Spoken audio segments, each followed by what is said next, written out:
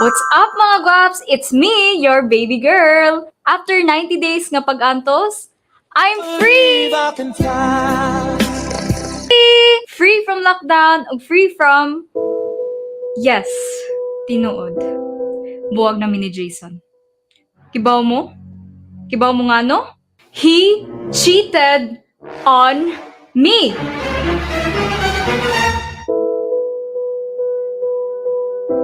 Asa ko nagkulang?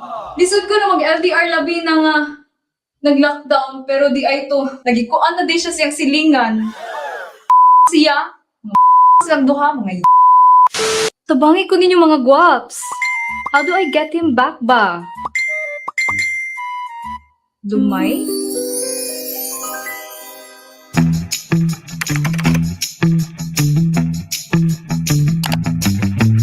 Dumay, according to Cebuano folklore, is a drink with magical powers that can make the one who takes it fall in love with the one who gave it. Perfect! What's up mga guaps? It's me, your baby girl. Naata diri karon sa carbon market aron mangita og lumay. Unsa maning lumay, you might ask? Well, I ask, gibiyaan baka sa walay oras? Ghost ra baka sa hinampak nga ni ato sigig ingon forever? Do you want to take back what is yours? Ako mga guaps, lumay ang solusyon. Mao nang, wait, ako na itong mga vendor diri. A few moments later. Me, ako itong mga, mga namaligyag lumay. Okay? Dili min lumay. Ugoy na nagipahawa, nang hawa na lang dyan yung mga vendor diha katungod aning COVID ay. Ha? So, asan naman sila karon? Ang bot, di katong nila hutay nga mga pwesto. Kung tinireklamo sila, kinahanglan sila manginagbuhi. Way lang dito sa unahan. Dito? Oo, dito. Salamat, Mi. Dito ako malipay.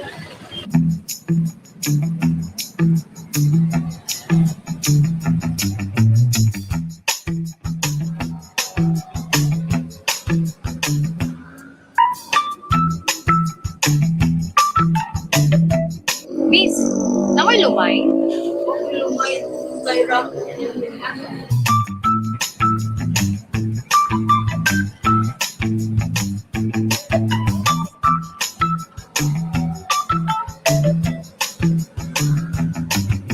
One eternity later.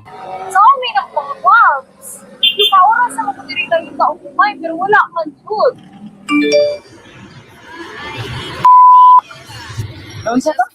No, bitch. He's my boyfriend. Ano di man ang kudlo? Ano man?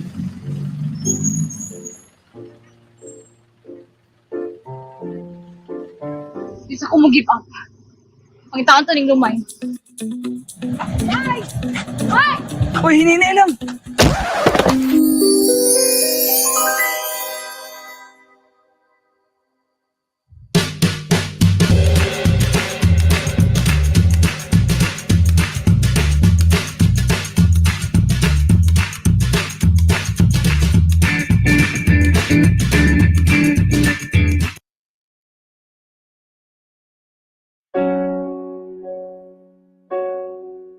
Mga saata bituon sa langit,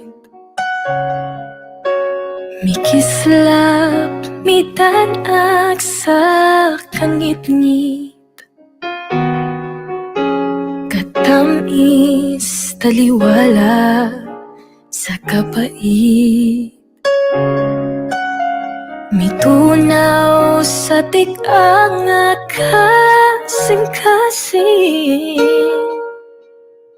nanumpada kung kuyog tang tuhan, gugmang gamhanan makahimo sa tanan, misata kung kitang duha kauban, malatas na to ang layong kadagatan, Mapatag ang hapok na kabukiran, mausap ang nang sa kalibutan, hangtod kanu sa magdahom. Kining akong dughan, ang akong kamot imong gihawiran. Dungan na tong bag-o ng kalibutan, punon sa kahoy ang napuunasan, pabulakon ang nalayang tanaman. Bisdak kung kitang duha kauban, malakas na to ang layong kadagatan. Mapatag ang hapong na kabukiran, mausap ang naw sa kalibutan, hangtod kanu sa magdahom. Kining akong dughan,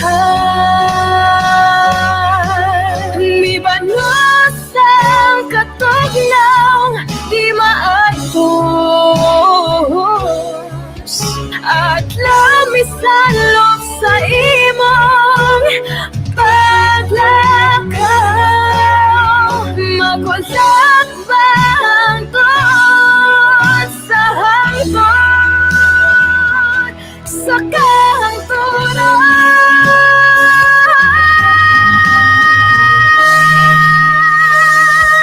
Misata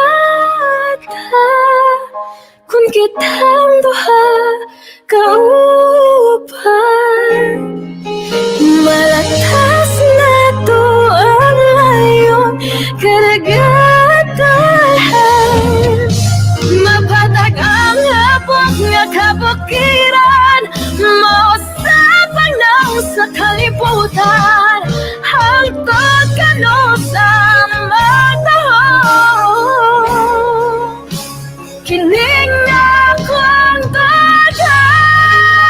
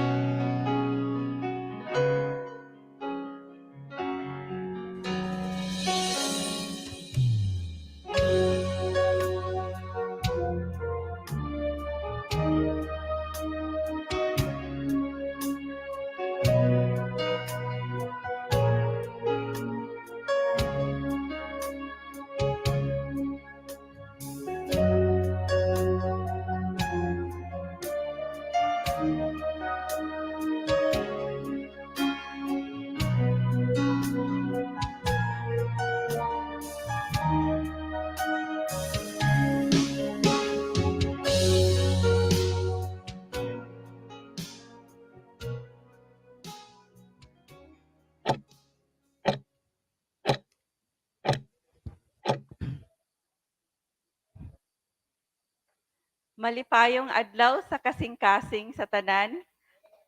Happy Hearts Day to everyone.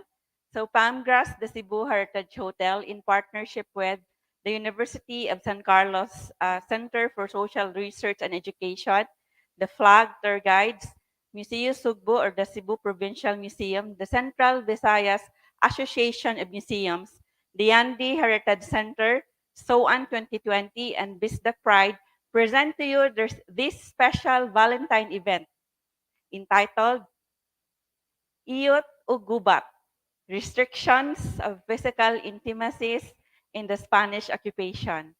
Mamakpak ng tanan. Yay!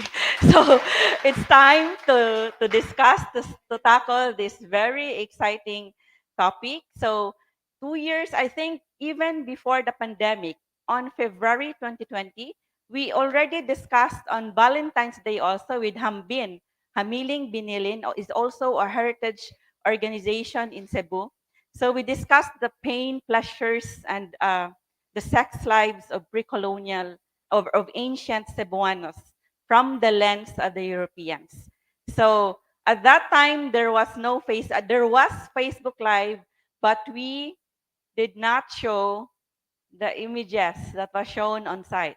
So it was very secret. It was a secret event, even if it's live, but the viewers online did not see the images of the sex gadgets, sexual practices of ancient Cebuano. So this time, today, so of course, 2 years ago also, on February 14, 2021, we also discussed IOT, the power of women in bed and politics 500 years ago. So now this is a continuation. So would this be a tradition every Valentine's Day? So last year we discussed music and courtship.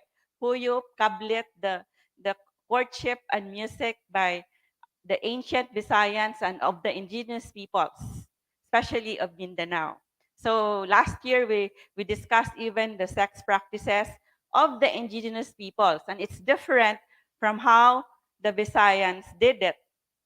So and are doing it. Are the Visayans still doing it? We would know. We would ask our audience. So daghang salamat to everyone who is here with us on site, and also I'm so happy that you're early. So this is a very exciting topic because everyone is early, and and so we would also like to you to know that this month, February, is a month of celebrations.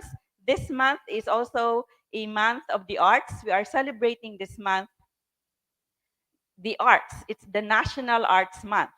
And also, of course, today is the Valentine's Day. It's a Hearts Day. And we would also like you to know that at the end of this month, on the last day of this month, is the ikapitong tuig of our restaurant named in honor of a character of a folklore in Cebu. So we have the Kapihan ni Lumaya ikapitong tuig because Kapihan ni Lumaya opened ahead of the grand opening of Palmgrass, the Cebu Heritage Hotel. So we would be inviting you again for another yummy alami nga event on February 28th. So we would like to recognize our participants on site. So we have from the Fashion Institute of the Philippines-Cebu. So daghang salamat for joining us. We also have from La Liga Cebu, reenactors. We also have someone from the BPI. So we have a banker here, bank person. So we have tour guides from FLAGG. Yay! And tour guides from CAPG, Cebu Association of Tour Guides. Yay! And we also have students from the University of San Carlos, from the Carolinian uh, CARSAS. What's the meaning of CARSAS? Um, Sociology and Anthropology Society and History Society. Are you from? Oh, not from. There's no history in. So I also saw there is actually. So we have online. Thank you for joining us. We hope that you will react also. later you will ask a question or you will react and also share us your experience. so, we have here also with us online. So right now we have so many who registered. There are so many conversations of this. It was shared more than 100 times, and we have reactions like more than 300 reactions about this event.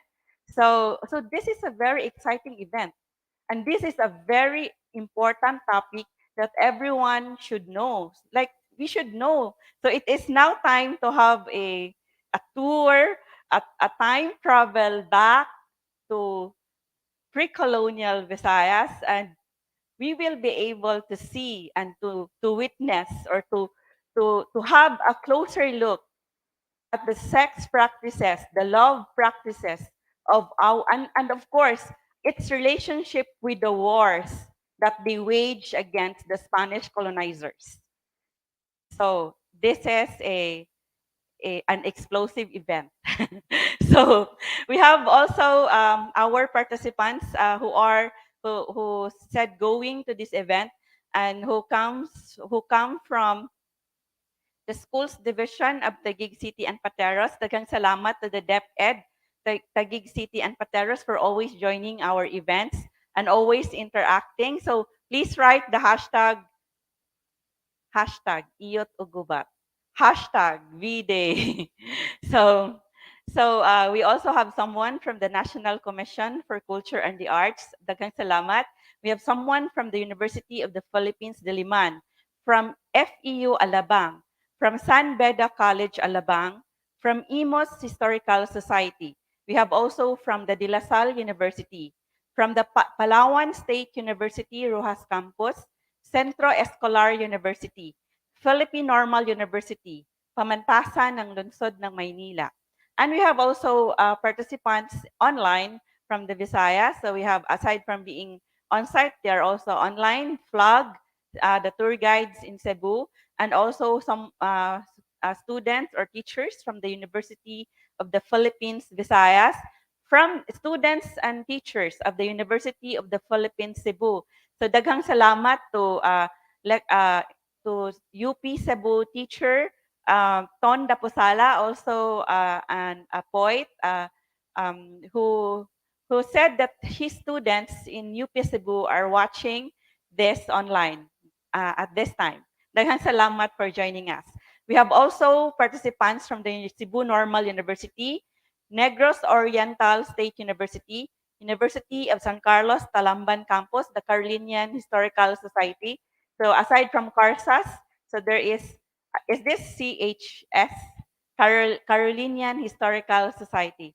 And we have also the PIO of Siquijor Province. Daghang salamat for joining us.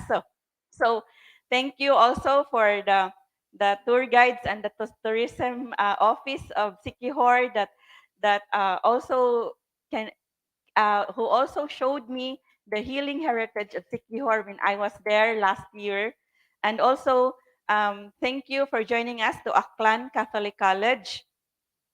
So I'm sure the, the, the religious education subject would not be scandalized because, of course, this is an eye-opening discussion and we should know about this. So we are Catholics, we have different religions, but of course, sex life is part of our lives. And then we have someone from the Visayas State University. So VSU is in Leyte, right? And also we have from Holy Name University. Holy Name is in Bohol. And then we have someone from the Cebu Doctors University. So we, I hope these are doctors or students or teachers.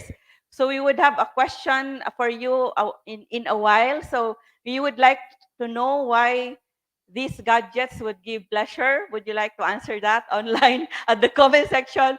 So stay tuned. Watch out for my questions for those online who are also professionals, health professionals. Maybe you would be able to answer the question, why the ancient gadgets of the Visayans give pleasure to those who use it.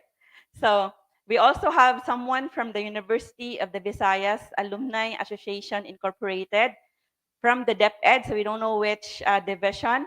So we have from Consolacion Sarok Eagles Club, and also we have from MSU Iligan Institute of Technology, from MSU General Santos, and from the Urian Art Center Philippines. Internationally, we have an audience from from Mexico, Sawai Dick for mental health. So I just saw yesterday this also a webinar at UP about the Acapulco trade, galleon trade. That actually there are Filipinos who are in Mexico, and there are also Filipinos who have Mexican Mexican blood or DNA. So so we thank those in Mexico for joining us, and also we have from the USA, from the University of Washington. And so we would also like to welcome our online participants, our online audience from the Visayan culture page, whose administrator is from Canada. Sobi Wing, thank you for sharing this event. So Sobi Wing is coming to Cebu to learn more about our culture. So we thank our the advocates of the Visayan culture from all over the world. So daghang salamat for joining us in retracing our roots, for learning about our past, and for knowing our identity as a people with us. So of course, today we are celebrating this Hearts Day. So why is this it's Saint Valentine's Day? So there is a story also about that. I know you already know why it's called a Valentine's. It's a Saint Valentine's Day. And so tonight at Congress sa Cebu Heritage Hotel, there is another event, Gugma na Des. This is love, Valentine event. You will find there are games in that event aside from a harana, a romantic harana. So we will have a find your match game. You will the single attendees would be given half of a heart, and during the event they would be looking for their heart, the other half of their heart. During the event, there would be a question and answer for the pairs, and the winning pair would win a romantic dinner for two. So who knows? You would find your match tonight. so, so of course, during that event there is also a hugot line contest. Complete the I mean, it is describe your ex in one word, and describe your current relationship, or describe your current relationship in one word, and the one who would win will get a free lumay love potion of Hardin Dagami. So, and there are other games, and so I know you are already excited for this. So we will have this afternoon exciting conversations, fun and very deep conversations with our panelists, our scholars, our resource persons. And aside from that, you would also be able to see the gadgets at our red room. May we show our red room, or can we show a wide shot of our red room? So, naputol. So there are gadgets and posters depicting the sexual practices of uh, our ancestors, our Visayan ancestors. So as we go along, as we go along, we would also be showing, because the on-site audience would be able to see this up close and personal after the event. But I would also be showing you these gadgets and also these practices that are not mentioned by our resource persons.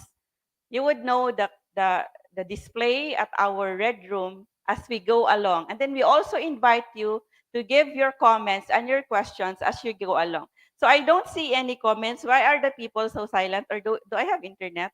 Yes, yes, I see now the comments. So we would like to say maayong hapon, malipayong adlaw, malipayong iyot ugubat, hashtag iyot ugubat, hashtag B-Day, Marigold Humawas at the National Quincentennial Committee page from Lapu-Lapu City Division watching. Daghang salamat for joining, and also daghang salamat to Raul Buzon watching from BLP Commercial and will be on site later. And Marigold is Cardente is from Lapu-Lapu City Division. And we have Sobi Wing from Canada, sending love from Vancouver, Canada on behalf of Kathara Filipino Indigenous Art Society. So daghang salamat Sobi Wing, malipayong pagsaulog sa buwan sa adlaw sa mga kasing-kasing. And we have Aya Pacheco Limbaga watching from DepEd Surigao del Sur. Does DepEd also have sex education are the schools discussing sex education? Yes. At what grade? No, there's no sex education for the kids. So grabe kaayo, we're very much the ancient Visayans are very much ahead of us. At 6 years old, they already had sex education as early as 6.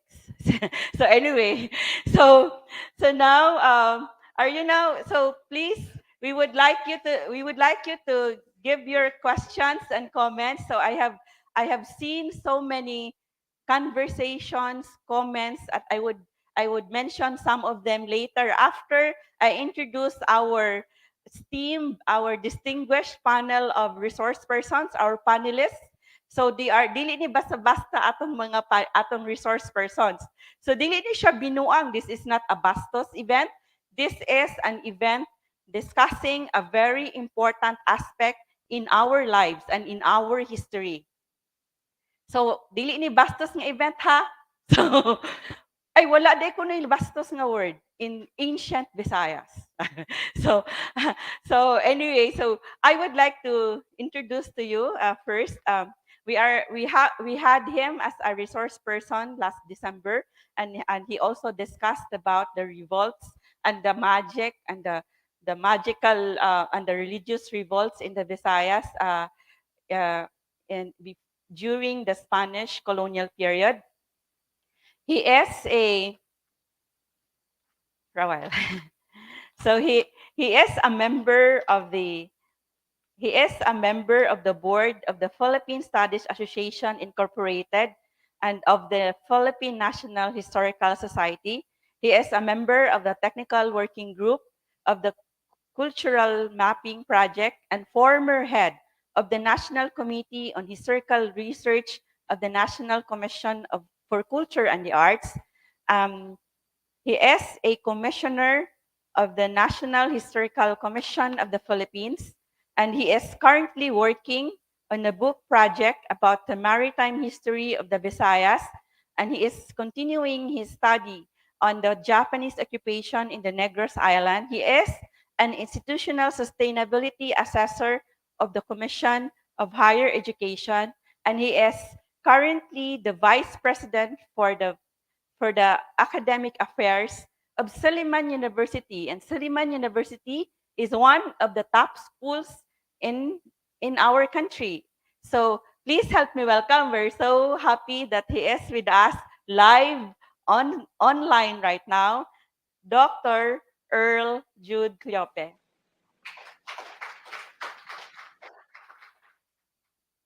Maayong hapon kanatong tanan, happy Valentine's. Happy Valentine's, Dr. Earl. So hope your heart is happy. So, Yes. so dahil salamat Yes, Dr. happy, Earl. happy.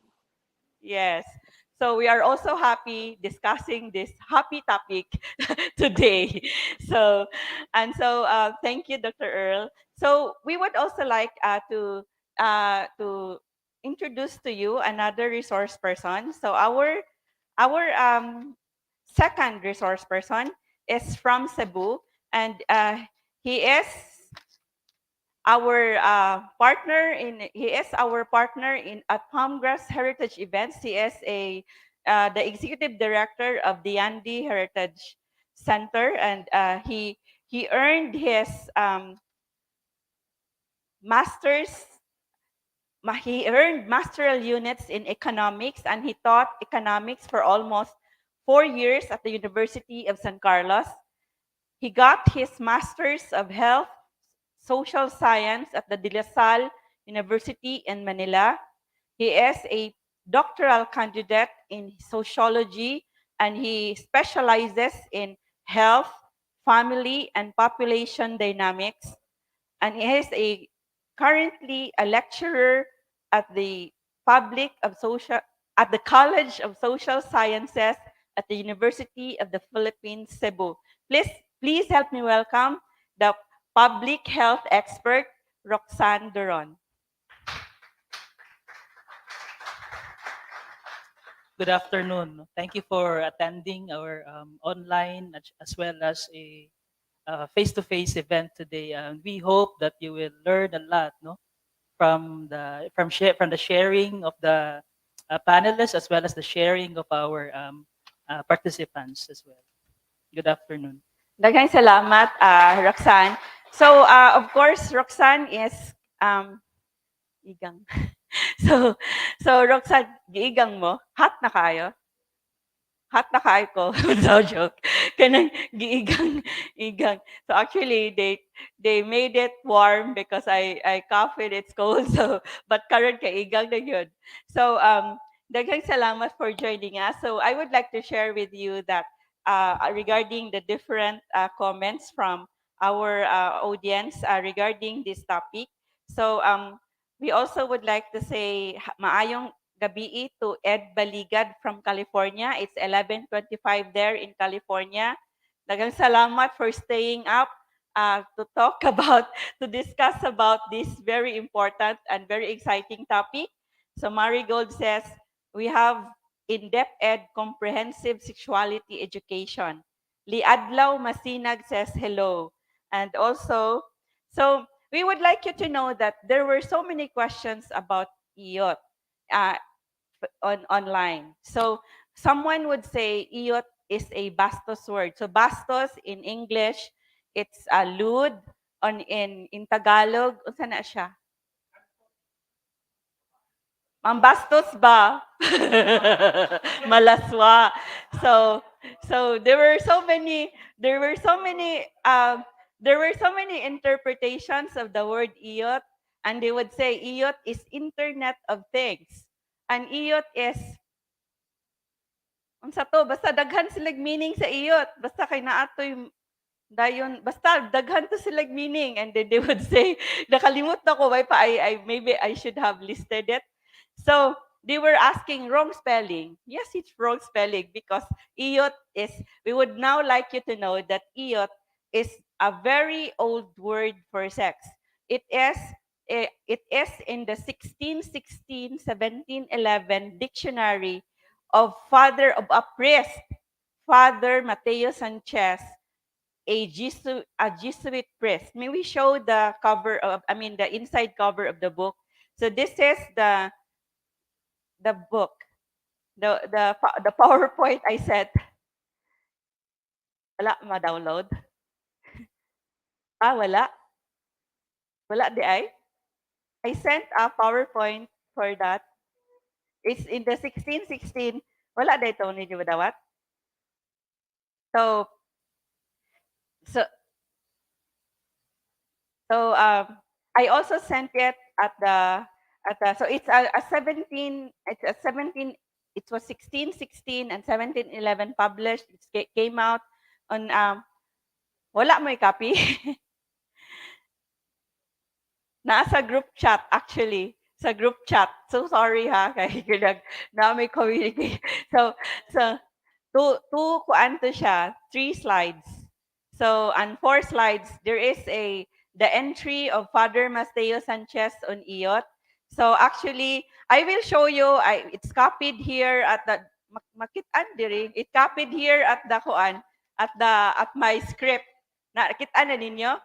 So it is in the 1616 1711 dictionary, and IOT means sex.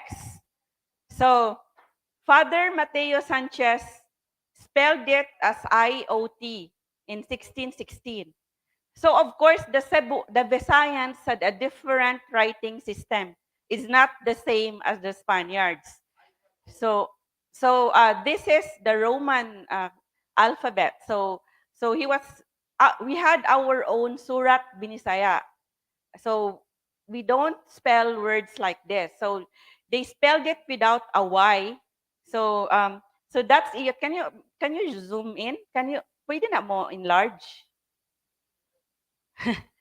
So so that is the dictionary, and that's the Murag na ako'y problem sa akong script. Kulang akong script. so so so you would see there, so it's the formal term for sex, or coitus. The figurative term was maghilawas or makighilawas. Pakighilawas is still being used today by Cebuanos to play with the body. So this is by Father Mateo Sanchez, and of course, Dr. Rolando Bernaga presented this also in 2021 during our um, IOT discussion on the power of women in bed and politics 500 years ago. We show again the entry by Father Mateo Sanchez of IOT. So IOT, you would see that mag-IOT, makig-IOT, naka-IOT. Maghilawas, makighilawas. And then C, pakig-IOT, it's a bad word. For Father Mateo Sanchez, pakig-IOT is a bad word. And then pakighilawas, not so bad. It's not so bad. So for him, the term pakighilawas, or to play with the body, lawas is body. What's lawas in Tagalog? Katawan. In Bisaya, lawas is body. Pakighilawas, it's sex. You do something with the body, to play with the body. So for Father Mateo Sanchez, that's not a very bad word, but iyot for him was very bad. Anong bad man? So those are the entry. If you have questions, please. If you have comments, please already. You are tongue-tied. Our online audience nga daghan. We already have many online, but they are tongue-tied. They could not say anything. So please say something. So Daniel Nino Paclian says, maayong hapon. Good to see you. And also, there are no comments at I'm just looking at the National Quincentennial Committee page, and also at the Palmgrass de Cebu Heritage Hotel page. But this is also being broadcast at the pages of Museo Sugbo, Diyandi Heritage Center, Bagong Chatro Hungkera, Alima Native Massage, the massage of Palmgrass, and also Diyandi Heritage Center, Central Visayas Association of Museums.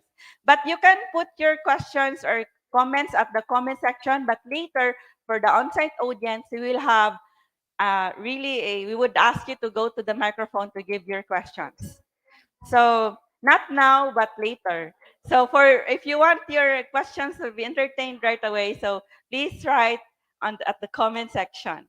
So now we would like to ask the questions now to our panelists. So we would like to have our resource person from our public health expert, and he has his master's in social sciences with health sciences.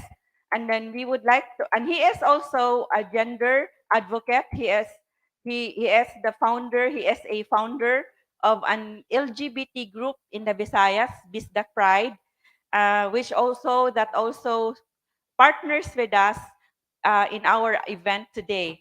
So we have this question for Roxanne Doron. So for Roxanne, we would like to know the beliefs and customs surrounding sexuality in pre-colonial Philippines and in our archipelago before the Spaniards came, and how is it different from the present day cultural and religious beliefs on sexual practices? Okay, no, again, good afternoon. Thank you kayo sa tanan nga naa. Um, we can describe the pre-colonial sexual practices of our ancestors as progressive, no? So, kanang kuan kay sila, progressive kay sila tungod kay wala sila nag-undermine sa ilang mga sexual partners.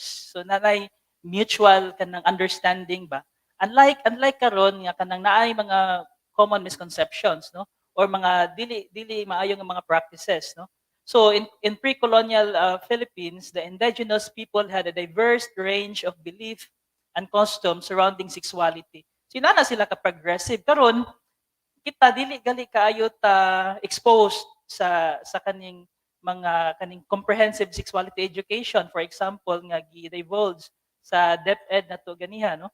Then the babaylan, who were revered spiritual leaders, held important roles in the community and were known to practice cross-dressing and same-sex relationships, no. So inana ang pinaka powerful during the pre-colonial period, kaning gitawag natog mga babaylan. Yeah. Kaning gitawag natog mga babaylan because they are spiritual leaders and people look at them, no, ilang mga the community inana gi-revered sila nya. The same sex practices is so common, no. Murag di sila makuan, di sila malain inana ba, walay anong tawag ani sa Tagalog kaning um, walang malis, no, walang malis inana, no. Of course we will learn later that the colonizers introduced this concept nga gitawag nitog malis and even the word bastos, no. Same-sex marriages were also accepted and considered ordinary. So that's how diverse and progressive, no, sila. And then sexuality was viewed in a more fluid and less rigid manner, and gender expression was not limited to one's biological sex. If you are going to to discover or to check with how we understand sexuality nowadays, no, sa modern inana, we are trying to advocate something na naay similarities sa pre-colonial Philippines, no. So before the arrival of the Spaniards, diverse and fluid, no, inana sila, and that sexuality is all about, no, diverse and fluid. Di mo na siya linear nga kung if you are a cisgender male, or if you are a cisgender female, or if you are a transgender, you are a transgender forever, no. It's fluid, it's dynamic, right, and it's diverse. Then they also have this bodily autonomy, no. So walang magdictate sa kanila how to make use of their body, no, to excite their senses, for example. So they have this bodily autonomy. And then one thing is more glaring, no, for example during the pre-colonial period is this femininity, no, the concept of femininity so powerful. Mao nang yung mga babaylan, they are feminine, no, inana mag cross dresser sila, and kuan kayo eloquent kay tanan, mura sila mga tingali. Well, I want you to imagine nga kanang kabantay kita mo ng langgam nga peacock nga very glamorous kay tanan, no, multicolored, multi-layered when they show their kanang feathers, di ba? So perhaps our ancestors through the babaylan, mga inana din sila, no? So this important, diverse and fluid, unlike now na it is binary, di ba? Male and female lang ang gitudlo sa mga schools, bodily autonomy before, unlike now na we are being guided by certain ideology, specifically sa religious, no? Ginana siya nga it seems to us that we don't have an autonomy in our body. We keep on consulting whoever is in authority, no, or the one controlling us, di ba? Then femininity before, now it's masculinity, di ba? So daghan kaayo na as we go along we will discover why. Okay. So, daghang salamat, Roxanne, our public health expert, for explaining that the concept of the beliefs in sex practices were different, the difference between the then and now. So when before the different sexual relationships were accepted, and also the feminine is respected. So right now, ang lalaki di ay maoy koan, gamhanan karon. Are the men more powerful today? we would find out. So, so, so we would also know the sex practices of ancient Visayans. Um, we would know what are these. So now we would also stay tuned for the. Actually, we would be presenting to you the sex gadgets and the sex practices from ancient Visayas until the modern times. For dili tanan, not everything, only the ones related to the ancient times. So now we would like to ask Dr. Earl.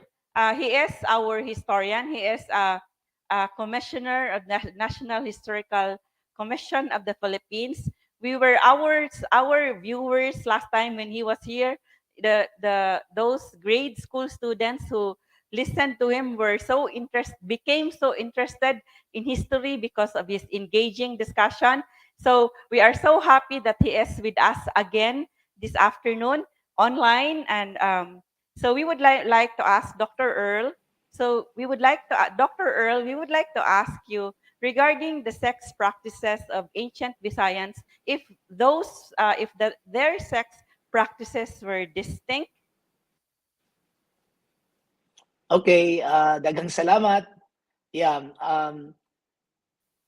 if you take a look at the Pigafetta account and the way how it was described and the succeeding accounts of other Spanish colonizers, it would seem that there seems to be commonalities, not only in the Visayas, but in many areas, even in the Southeast Asian islands of Indonesia, Flores, Lombok, Java, when the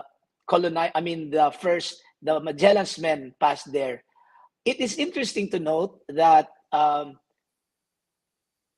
in many instances, especially right after the death of Magellan, while that lone ship was wandering around the Philippine archipelago, lost at sea, and just went to all the islands. Remember, we had about 34 destinations for all these Magellan's men, Sebastian del Cano. Very, very, very clear and distinct was the sexual practices that you will discuss and Roxanne will discuss later, including the paraphernalias. They're almost the same. Number two, yes, they covered their private parts, although some, in many instances, even the chieftain did not cover their private parts when they met Magellan's men. And even there are instances of females dressing up in very, very revealing fabrics.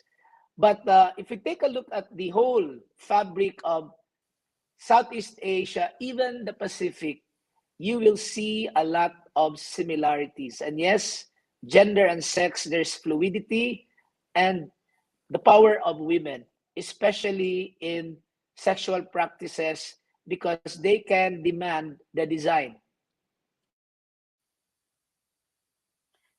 So Of the is penis rings and even how the palag is designed. If you read Henry Scott, they have the power to even request if they see a male to see the design of their chakra and penis ring. So that gives you another glimpse of the sexual orientation and how sexuality is being viewed by the pre-Hispanic society, not only in the Visayas, but the rest of the islands, even in the whole of the Southeast Asian region.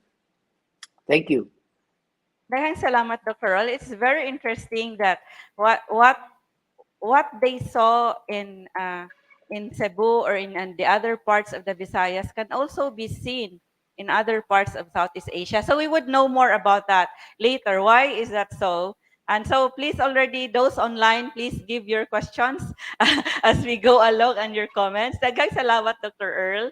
So now we would like to show you, because Dr. Earl did not show us or just describe it for us. So he said that the women would ask the man, show me your design, your sakra, your penis ring design if I would want to be with you.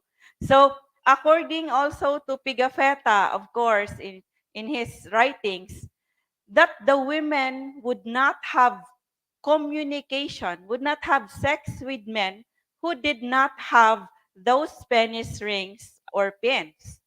So now we would now like to show you at our red room these replicas of the penis ring. So these are described according to by the Baxter Codex. This is an account of the. So these are the accounts of the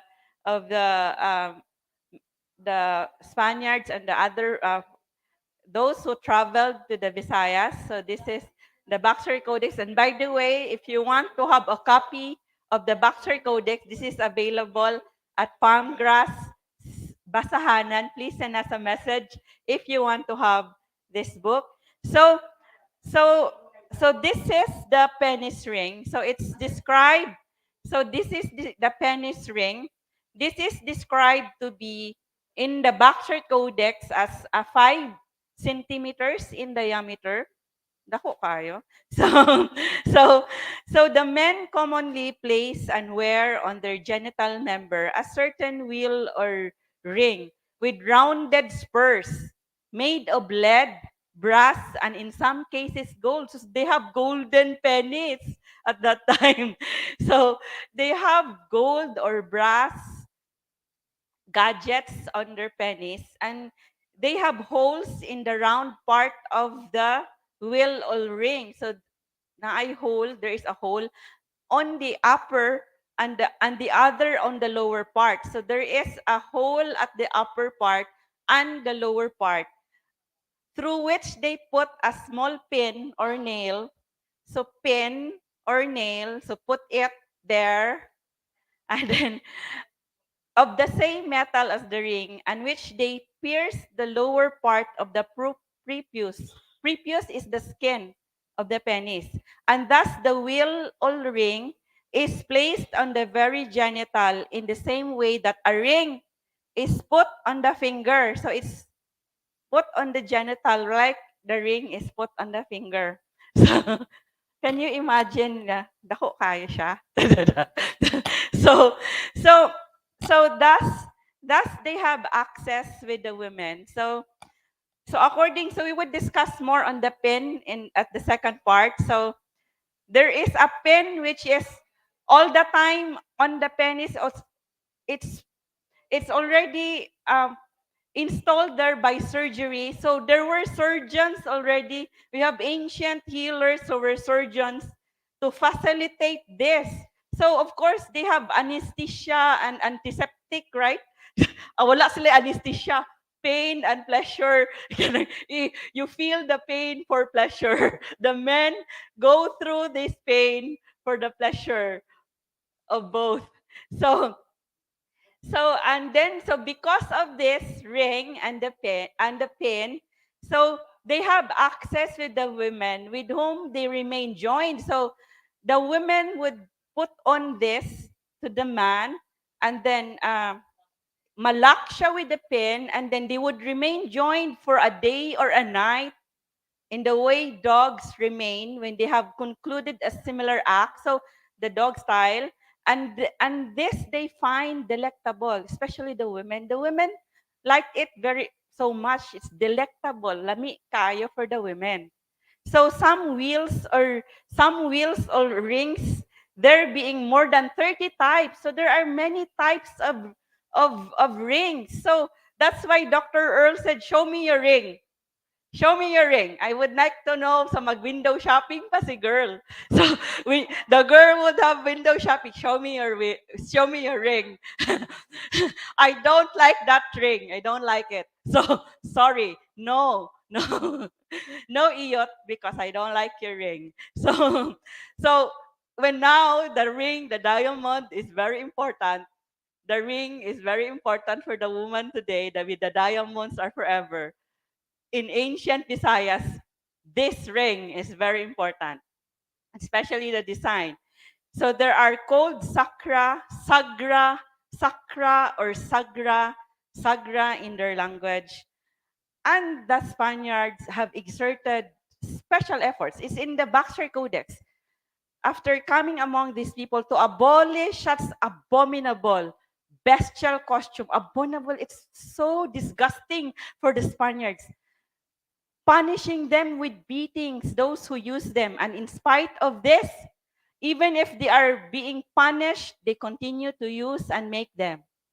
We don't know until what year or until what century were they still using this. And it is very common for them to carry a small peg or nail, which they place through the hole. So they would be carrying this wherever they would go. So it's just like it's just like, so they need to, in case of emergency. Right now, in case of emergency, what do you bring? Like a rubber, but not at that time, the men would always bring this pin, and they place the nail so it continues so that the hole may not close, and so the man will not be bothered with the time.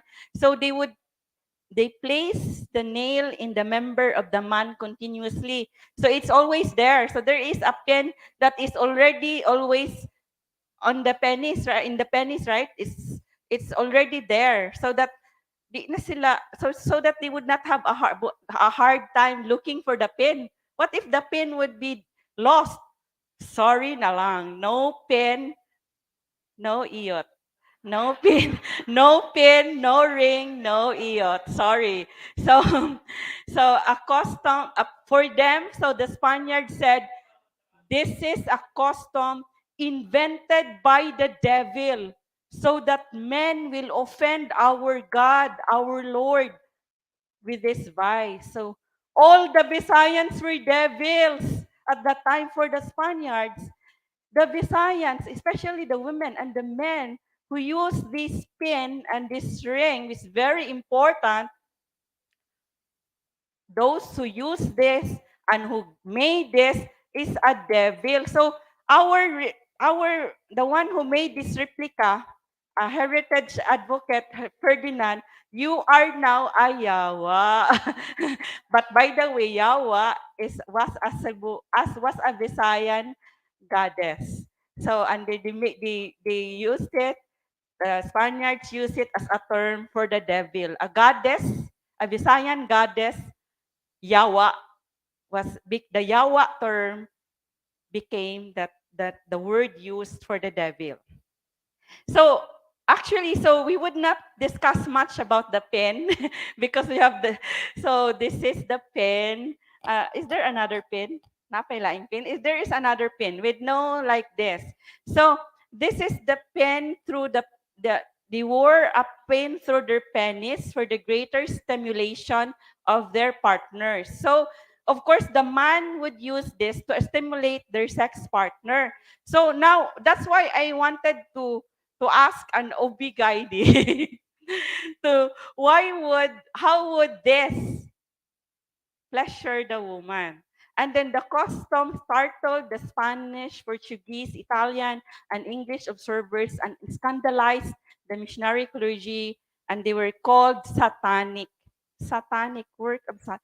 So this is the pin, the tugbook. There was someone who made a comment and asked if we would discuss the tugbook. So the pin, without this, I guess, Ferdinand, ikaw may resource person, Ani. So without this, only the pin, or not with naana ni, naana gyud, there is already the lock inserted in childhood. Tugbok penetrated the urinary canal and therefore had a hole to facilitate urination.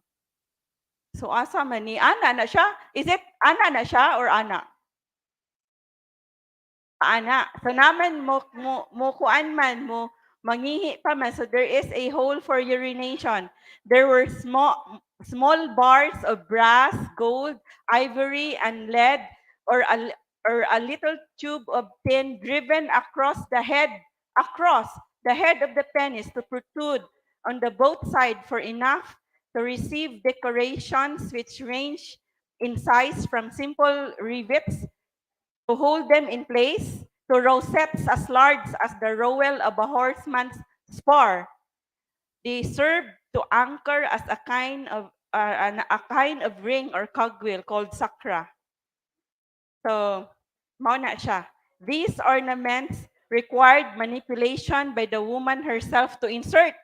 So naay from childhood is already inserted, but there are also ornaments that would be manipulated by the woman and could not be withdrawn until the male. So this one, so if it's already locked in place, it could not be withdrawn until the male organ was completely relaxed.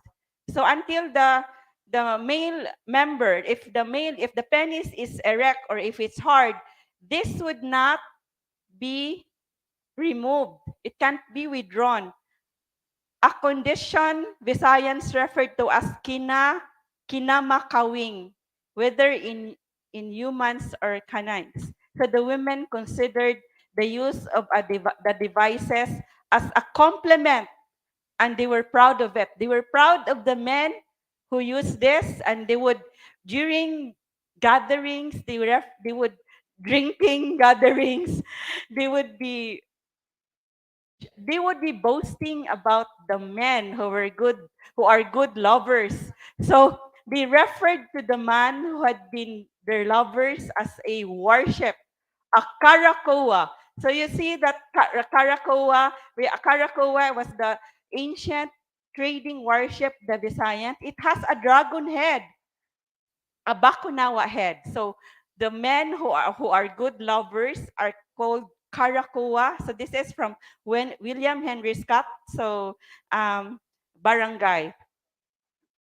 And from Father Francisco Alcina. So if dili good lover, if it's not a worship, the man is not a worship if the man is not a good lover. What kind of kuan siya? What kind of ship? Baroto? Unsa man? so so daghang salamat for to our to the items at our red room. So for comments and questions, please write it at the comment section, and also if you want to have reactions. So we have Janet and Ellen says maayong hapon sa tanan from sa mga tour guides, hashtag IOT, hashtag VDay. Janet says, Janet Panis and Bernie Smith are on site. And Raul says, as what I know, the pre-Spanish Visayan society is mostly female-dominated, but not necessarily matriarchal, since it may be egalitarian, since males were on the front lines of war and every aspect. In terms of sexuality, the females were dominant instead, as stated in the pre-Spanish Visayas. So, so the question here there is also a comment from Ronald Omega, our tour guide for the Japanese, a Japanese-speaking tour guide. Anna Marie, I will explain the correct answer later. What's the question of no, not yet now. What's the answer of question of Anna Marie? Yeah. Wala na ako kay nalubong no. Nalubong no question. So yeah.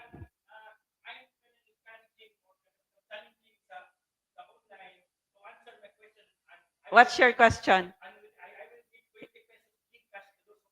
So we have here a tour guide, Ronald Omega, who says that he has a question for you online. For the online audience, he will give GCash 20 pesos reward if you will be able to answer the question. So for the audience here, no need for kanang comments kay you are here man. So I want to listen your answer. My question is, how will you explain in English sentence to Cebuano audience the word IOT? So I mean, please explain IOT in English sentence to Cebuano audiences. So you want the ones online to or the explain what is IOT in English. To define IOT. IOT in Define English. IOT. You define it in English. But to Cebuano audiences. But you are talking to Cebuanos. So they will not so if they are Tagalog, they cannot answer. So will they use Bisaya? I English. mean, no, English sentences, but the listeners are Cebuanos? So, Anyway, I will answer later. but grabe kalisod do. So so thank you Ronald for that. So si Tonda Posala says our teacher from University of the Philippines-Cebu, si Nagmalitong Yawa, and this is the Visayan goddess that became the Yawa word became the word for devil referred to by the Spaniards. And Vivaris Derek is online and says, could these sexual devices be an influence from the Indian culture? So we would be asking this later from this would be a question for Dr. Earl Cleope. So and Ferdinand says there are videos on regarding ampalang piercing. And Vivaris Derek says, like the ampalang piercing, horizontal piercing of the glans or the head. So, and then we have from Leo Bab Flores, I have heard this practice, gitawag ni Nards Choi nga binaliw, a ritual nga iparada sa kadalanan. So there is a ritual with a parade of the images of the utin or pennies. By the way, we would like you to know that utin is the word for pennies 500 years ago because it is already listed in Pigafetta that the word for pennies in the Visayas was utin already. And of course, the vagina was bilat. And the testicles were buto.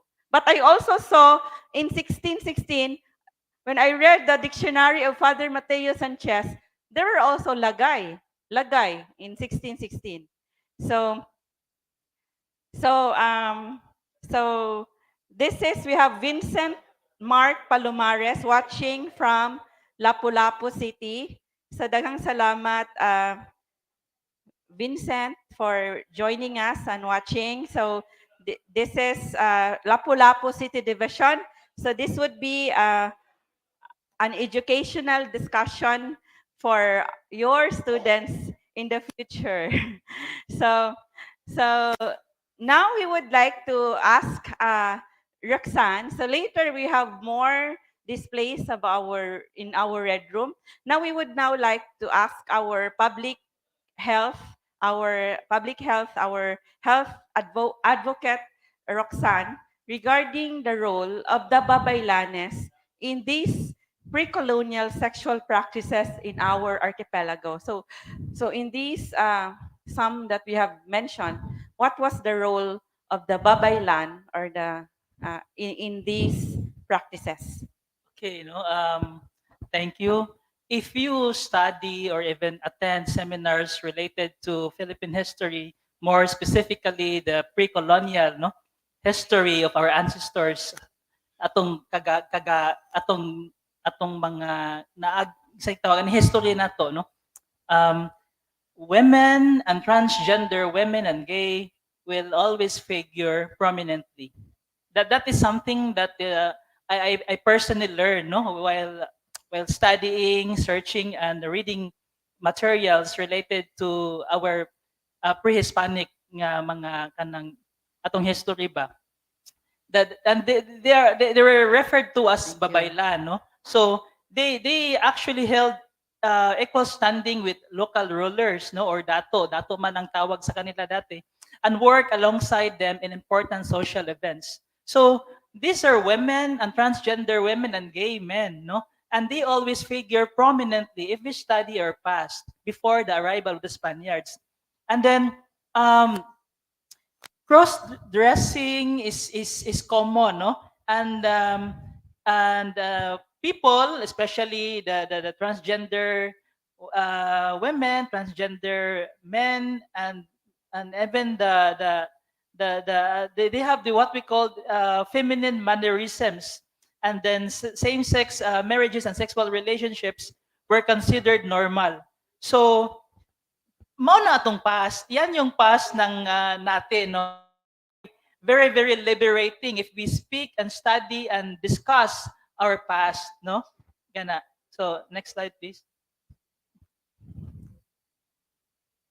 Then Why is it that the Babaylan were very influential, no? Because they believe that spirits only responded to prayers coming from women.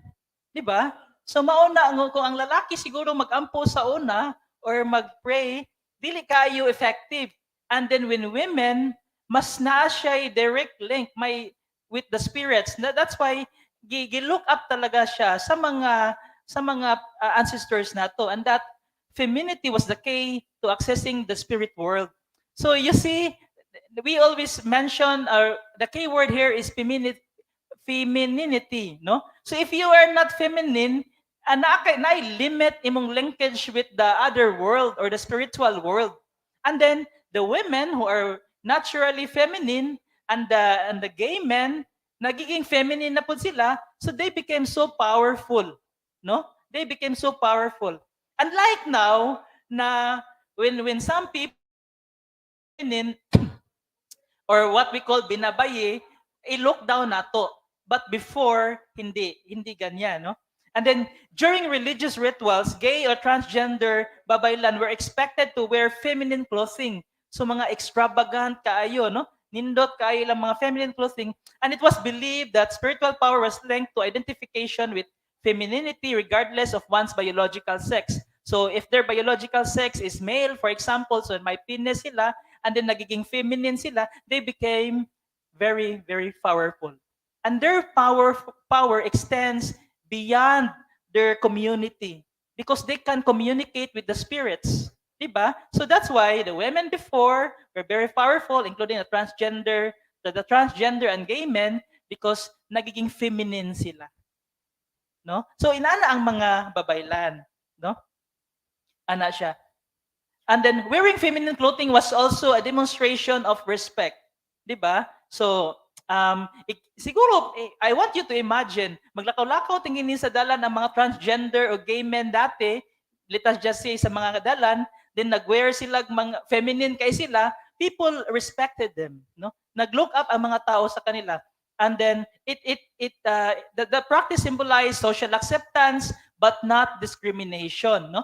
So unlike now, if naay mga mag-feminine, i-discriminate yun. And this belief and practices were considered acceptable until the arrival of the Spanish in the Philippines in 1521. So unfortunately, it is always a struggle to find documents, evidences related to our pre-colonial past. But then again, one thing is very sure, no? If we keep on studying our past, we will always encounter the babaylan, no? So kaya women were referred to as babaylan, and they played crucial role in community affairs, such as they are spiritual leaders, no? Parang mga pare karon, mga pastor, the one guiding us in terms of morality. Healers, if may magkasakit, atutag mga babaylan, no? And experts in the fields such as religion, astronomy, medicine, and agriculture. Can you imagine, experts sila sa field sa astronomy, no? Kanus aman nindot istadihan ng astronomy kung naa ka diri sa Pilipinas, diya panahon sa kagabion, no? Maputingalin na ang mga babaylan, manggawa sila nga nindot kay sila panahon sa kagabion because they can link with the spirits, and during night time, nya hayag kay kagabion, ang mga stars nindot kayo, ang mga moon hayag kayo, and you can you imagine a community like that, no? Our ancestors lived, di ba? Then our pre-colonial population also followed animism as the religion, and the babaylan, also known as, of course, shamans, no?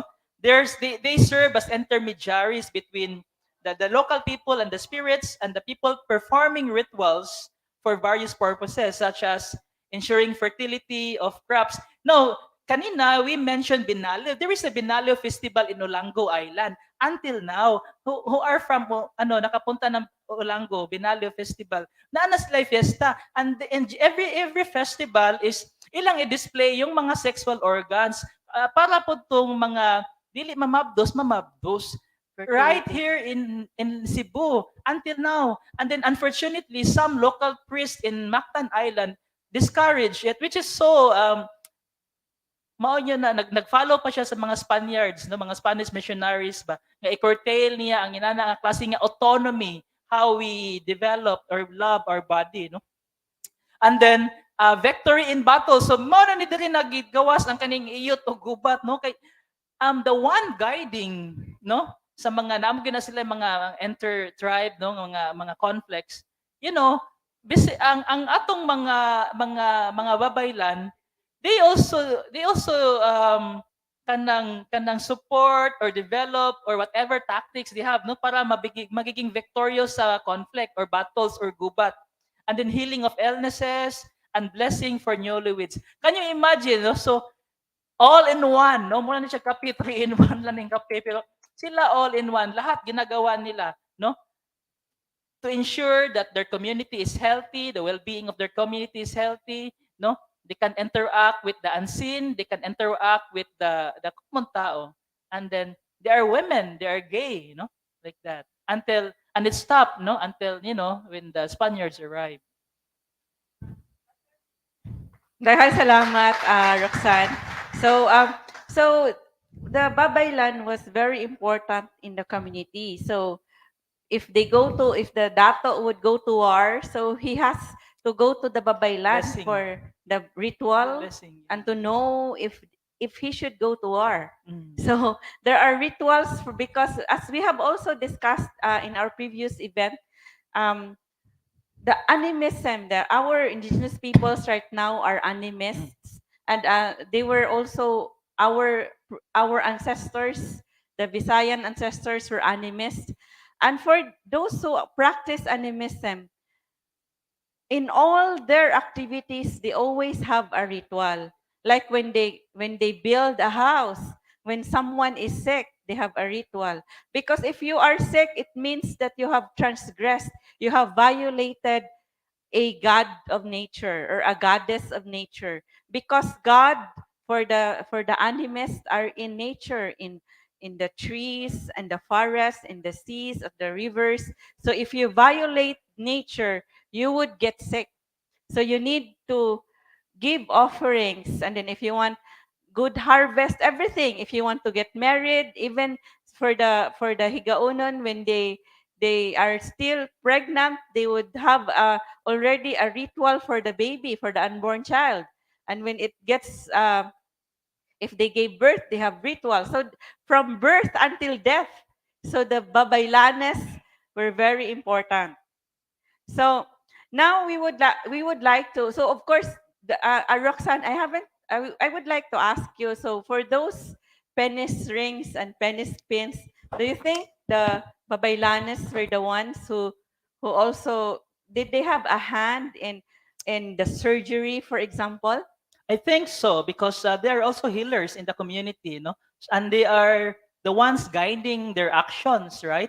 And people consulted them. So anything that they want to do for the betterment of the individual or the community, the babaylans are always there, no. So that's why I think we should also study babaylan more extensively because if kay the realization is there is a trend nowadays, no, from the gender equality advocates na ibalik ang high respect sa atong past, no?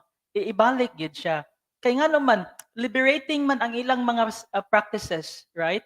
Anya that is something na ma-discuss po nato later as we discuss IOT and GUBAT. In fact, that is also the reason why there were many uprisings because their sexual practices were forbidden by the Spaniards. Daghang salamat, Roxanne. So, so we have Joshua Francisco at the National Quincentennial Committee page saying, registering my attendance to this very intriguing and interesting discussion. So, Joshua, were you able to see the samples of the penis ring and penis pin? So, Al Quizon says, maayong hapon sa tanan. Noy Castillon says, kumusta? Alp Asa says, happy Valentine's, everyone. So now we would like to ask, so Dr. Earl, our historian also from Silliman University, was telling us a while ago that these practices, the sexual practices of Visayans, were also practiced in other parts in Southeast Asia. So now we would like to ask Dr. Earl to tell us more to tell us about the trade and exchange patterns, the network of economic interchange that had an impact on the pre-colonial Visayan culture? Yes, thank you. So if you note, this was around 1500s. So prior to that, we move up. Um, Trading patterns in Southeast Asia was so connected with the whole of Asia that empires, the Srivijaya, the Majapahit, and the bigger empires in the mainland, Southeast Asia, especially Cambodia, Thailand, Laos, and Myanmar, well, were already connected. And of course, the sea was always the tissue connecting them. I would like to make a comment on the sexual practice of palang. It has to be emphasized that in the Boxer Codex, in Walter Henry Scott, and in Pigafetta, it was clear that when the woman or when the penis is inserted, they made sure that it was still not hard and erect before it's inserted, and then it's inserted, and then of course it becomes erect, and then it cannot be removed until it goes back to its placid state. But there were also recordings that sometimes blood, things like this, uh, um, happen. But yes, even the word chakra, sakra, would sound Sanskrit. So there are lots of things that will connect, even practices in South Pacific, in Southern Pacific, and even in the Central Pacific area. These are similarities in practices. But of course, it was highlighted because Pigafetta allotted a lot of pages in the descriptions of this. And of course, if you take a look at Pigafetta's account, a lot of words he listed that are associated with sex organs and sexual intercourse. Ang kulang na lang diha, Jerjer o Turjak. But there's even the other things. Sige, thank you. So, daghang salamat, Dr. Earl. So, if you would like to give your questions, please put it at the comment section. And also, those on site we would give your question to Dr. Earl if you have questions later. So, to those on site, to those online, you can also give your questions as we go along. So, so according to Dr. Earl, so we had relations with our neighbors, the Southeast Asians. So also, Dr. Earl, there was a question if this is Indian, if this has an Indian influence, this sex practices. I, I, I could not say categorically, but the word sakra, chakra would really be very Sanskrit. But palang is more Bahasa, Indonesia. So um, I suppose lingam and other words that are associated with sexual practices were already very advanced in the Indian civilization. And having words and seed words also, even our Surat Sug, our Surat Binisaya, right, are related, closely associated. So it would seem that it can find its way into the Indian tradition as well, because you can find these practices also in Lombok, Flores, even Bali, in the sub-Indonesian archipelago. So it's very interesting because also when we went to Sulu, so when we traced the Sinulog roots, so we know that Sulu was also influenced by the Hindu before they were influenced by Islam. So and then Sulu was trading with the different parts of the Visayas, and their cultures also was the culture that they have was also they had also influence on the other parts of the archipelago. So it means there was a cultural exchange also aside from economic exchange. Yes, definitely. Yes. Yes, of course. So now we would like to ask also, we would like to ask you, Dr. Earl, to elaborate more on the interchange of the upriver communities, those up in the upland communities, upriver, with the river mouth trading center. Please, please describe to us the trading centers in our, especially in the Visayas, and how they interacted with the other communities in the islands. Yes. I would just like to emphasize that in this drama, especially on the eve of Magellan's arrival in Cebu, you will notice that Cebu was already a very, very big entrepot. Cebu, the Cebu port. But trading as being done into the other islands was also concentrated in areas that has what we call as riverine, in other words, mouths of the river, but trade and commerce was done by mouths of the river up to the upland, the upriver. So convincingly, even this sex paraphernalias, as you will call it, found its way also not only in just the coastal areas but also in the upriver areas. That's why you will notice that in the Boxer Codex, dugangan pa not only but they add what gold, uh, bamboo, and all kinds of materials that they will add into the penis rings. So it became not only metal, but even the indigenous materials are now being placed into it. If you will notice, even in Bolhoon, there were penis rings that were made of bones that were dug up. So these are some of the realities of that practice that was so common all over the islands. So that's very interesting, Dr. Earl. But then, so this happened in those areas, for example, those who, for example, the trading centers, like for example, in the Visayas, we have Cebu, we have Oton, right? And also in Bohol, we have Panglao and Dawis. And the different parts in the Visayas had also, there were also parts in the Visayas that were trading centers. So obviously these areas also traded with those in the upriver communities, and they also brought with them these practices. I am just very curious because when we had our discussion, for example, last year with our indigenous peoples, we had this anthropology graduate of Ateneo de Cagayan, who he is the curator of the City Museum Cagayan de Oro. He immersed in the indigenous peoples communities, and he said gadgets are not allowed in the indigenous peoples communities in Bukidnon. So But yes, but is that fair? you will also have indigenous practice among the indigenous groups that are I mean, anthropologists will know that all over the Philippines, there are always sexual practices that are still common, although some are taboos, but are still common. I will not anymore delve on that, but you even have, even in Basilan, you even have what we call as women circumcision, which is still practiced, and all other things related to sexual practices.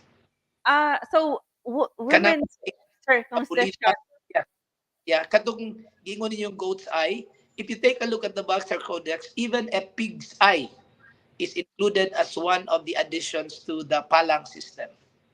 Ah, pig's eye and goat's eye. So it goes a long way back also. It survived until now. So, Right. nagang salamat, Dr. Earl. So, if you have questions for Dr. Earl, please give it. Please, so we would see a goat's eyelash.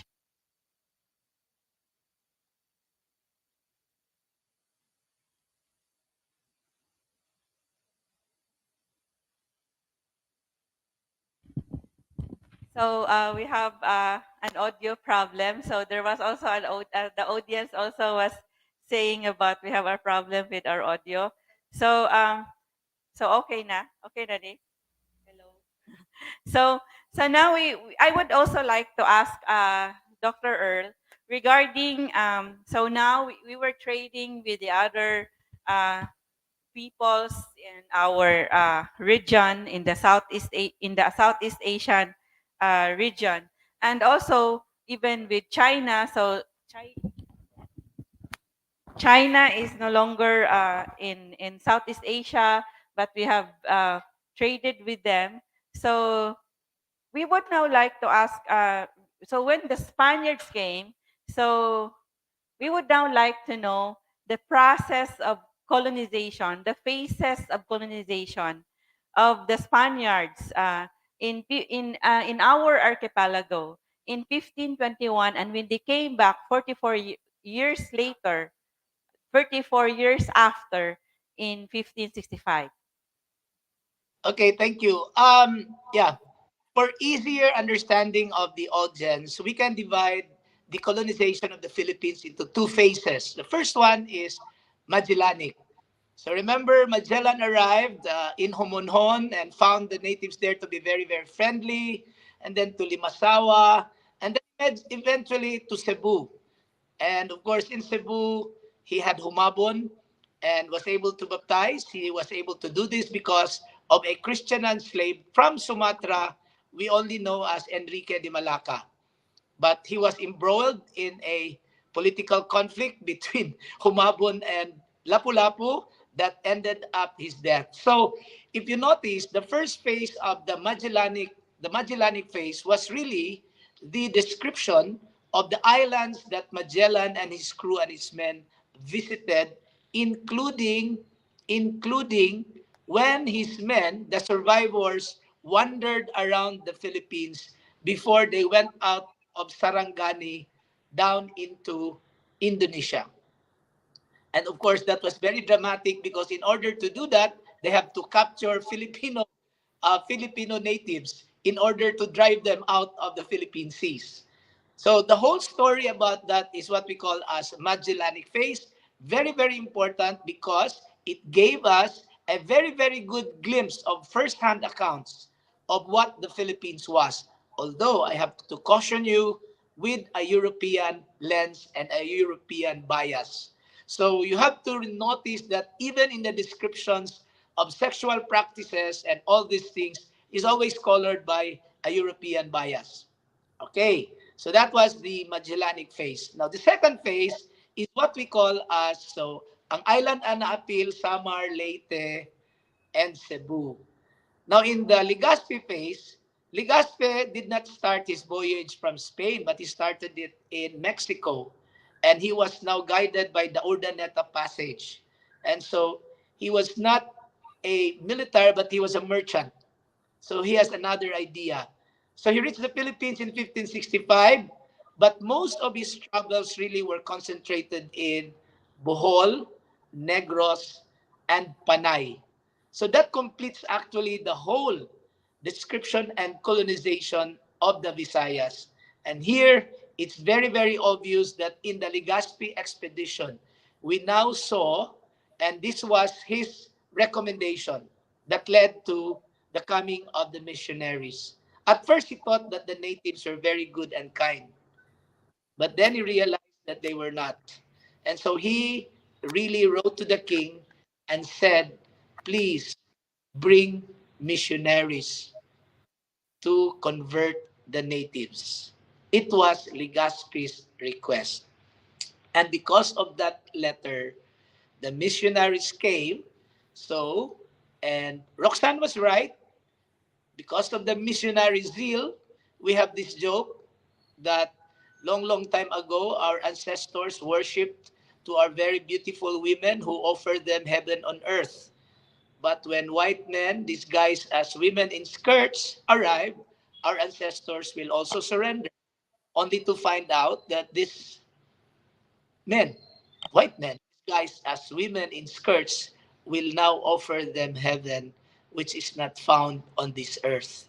And so, with that, were the prohibitions of the sexual practices, which are evil's work, abominable works of evil. And that's why, in another account published in 1609, see, 1565, 1609, about 50 to 60 years later, there were now very, very, um, you know, in the letter, it now says, observation, wala na. So, and then, of course, in the interregnum, you will see that when Legazpi came and how was in Cebu, immediately the son of Humabon, revolted. Of course, it was probably for political power, religious, but you add on that because of the prohibition now of the chakra and the palang and the sexual practices associated with it. Thank you. Salamat, Dr. Earl, for explaining to us and giving us the highlights of what Magellan did when he came to the Visayas or in our islands, and also when Legazpi came back 44 years after and requesting missionaries, the men in skirts. So ang sutana di ay, it's just like, so they thought, the natives thought, it's just like the babaylan. They are dressed, only those who are dressed in as women would be the one to become spiritual leaders. So here comes now then the the the priests who are also in dresses, in skirts, but with a different agenda. So, so as we continue with our discussion, so we would like to show you more items at our red room. So we would now like to show you our the item on, I mean the our display at the red room regarding the pre-colonial sex possession. So we have already discussed this a while ago that they would be locked. So they would be locked with the men.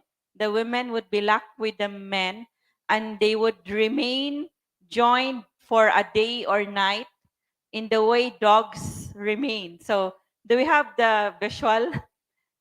So is it in our graphics? So do you have a photo? So of course you already know the dog possession. I also asked Roxanne Doron a year ago if the possession that the because of the gays would also, they were also treated as women, so they were considered women. So I was asking what would be the possession because the women like the dog possession. So so Roxanne also said that it's the same possession. The gays also like the same possession, sex possession.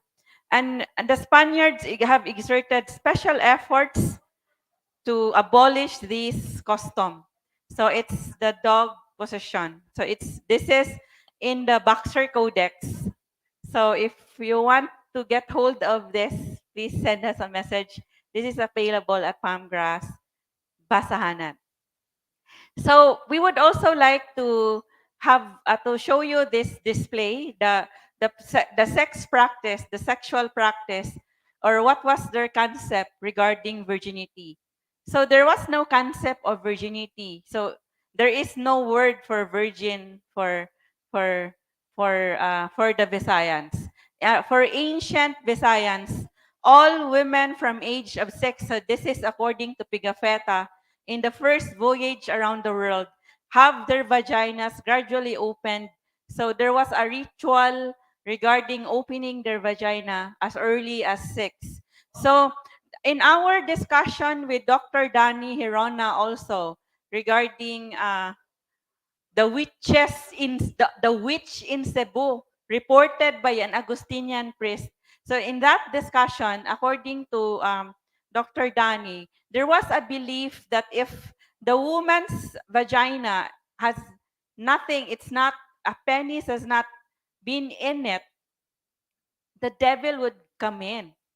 So they need the vagina needs to be filled. So so for them not to have the devil or not to get sick, so then there needs to be a penis in the vagina. Is there already is there well, we don't know if there was already a what's the modern replacement for the penis. So but it's not discussed, but then so it's really the men's penis that should be in the vagina for our ancestors. So according to also to the Boxer Codex, it is not considered a bother or a deterrent to marriage if a woman is not a virgin, because by the time the women reach a marriageable age, most of them are no longer virgins, and they do not mind this. This is not a big deal for the ancient Visayans, and they do not mind this or object to it, although it is considered as an affront for an unmarried woman to give birth. So they could have sex and they could have their vagina penetrated by a penis, but they should not get pregnant.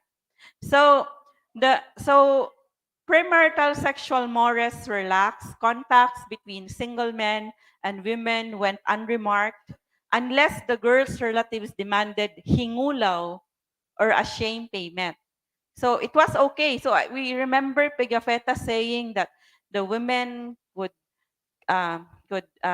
have sex with a man, and he also mentioned he was so boastful. If it's true, maybe it's not true, or maybe it's his opinion only, that the women liked our men very much.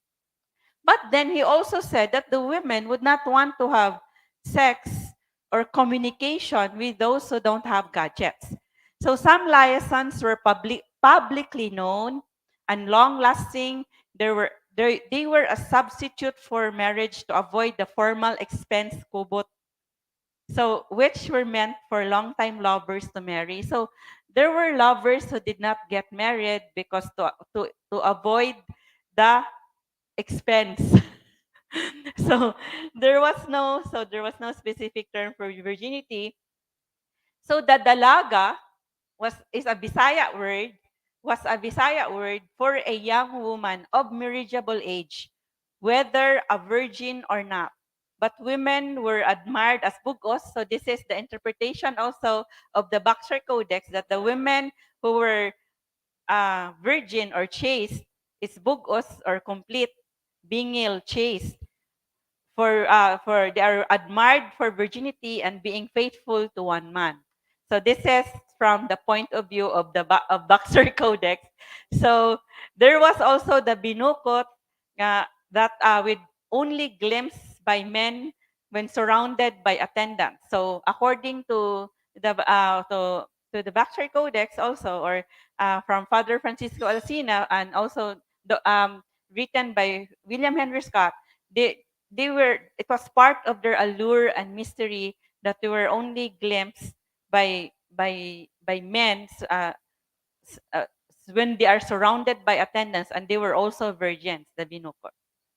So nakatulog na mo? Is this becoming boring already? So so that's the virginity. And the last one that uh, I would I would present to you before we would ask Dr. Earl again. So there is this leaf, a very powerful leaf, and this is the buyo leaf. So the buyo leaf, so this is para sa mama. So it's being chewed with the betel nut, with apple, with lime. So this is considered by the Spaniards as has a very ugly use. So for the Spaniards, this has a very ugly use. This is a terrible preoccupation of natives who chew or masticate it. Even more so, the Spaniards have been already acquainted with its ugly use. I say terrible because aside from its peppery quality and its quality which is lustful, sexual kununi, among the evil uses of this buyo, although they give and receive it as a sign of affection. So if you like someone, it is given as a sign of affection and goodwill, or to reconcile themselves with someone after displeasures and arguments. After you fight, for you to reconcile, you give a buyo. But one who cannot or does not dare to speak open, and then there's practice that, for example, a man who cannot or does not dare to speak openly with a woman and whom he wants or desires, he requests from her the buyo. So apparently for the torpe, mga bugna o simod, if they can't ask the woman so that he wants, So he will request from her a buyo. So do you have a buyo? So if the girl, if the, he would ask the girl that he likes, do you have a buyo? Nakay buyo.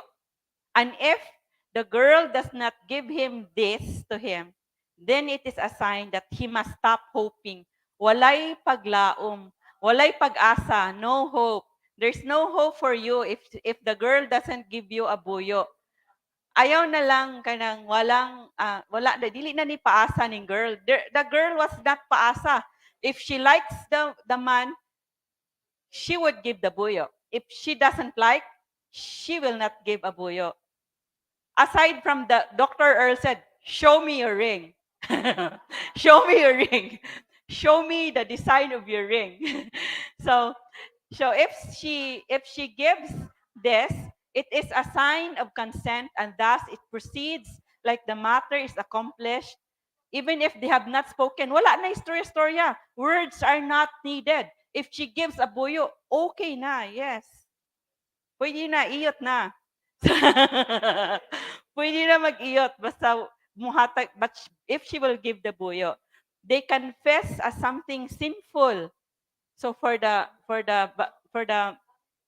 Spaniards, it's sinful to have given and received this buyo for the secondary intention. So not just to if it is not just to reconcile with a friend that you have disagreement with, if this is given for sex, it is sinful for the Spaniards.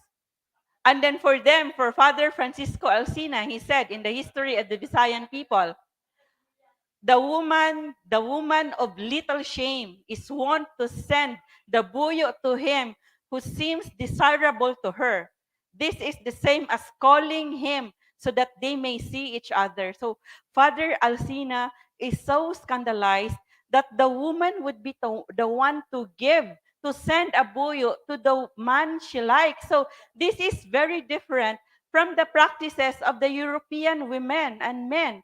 So women, obviously, are not allowed to express feelings, and they were expected to be like nuns or in a convent who has no sexual desire.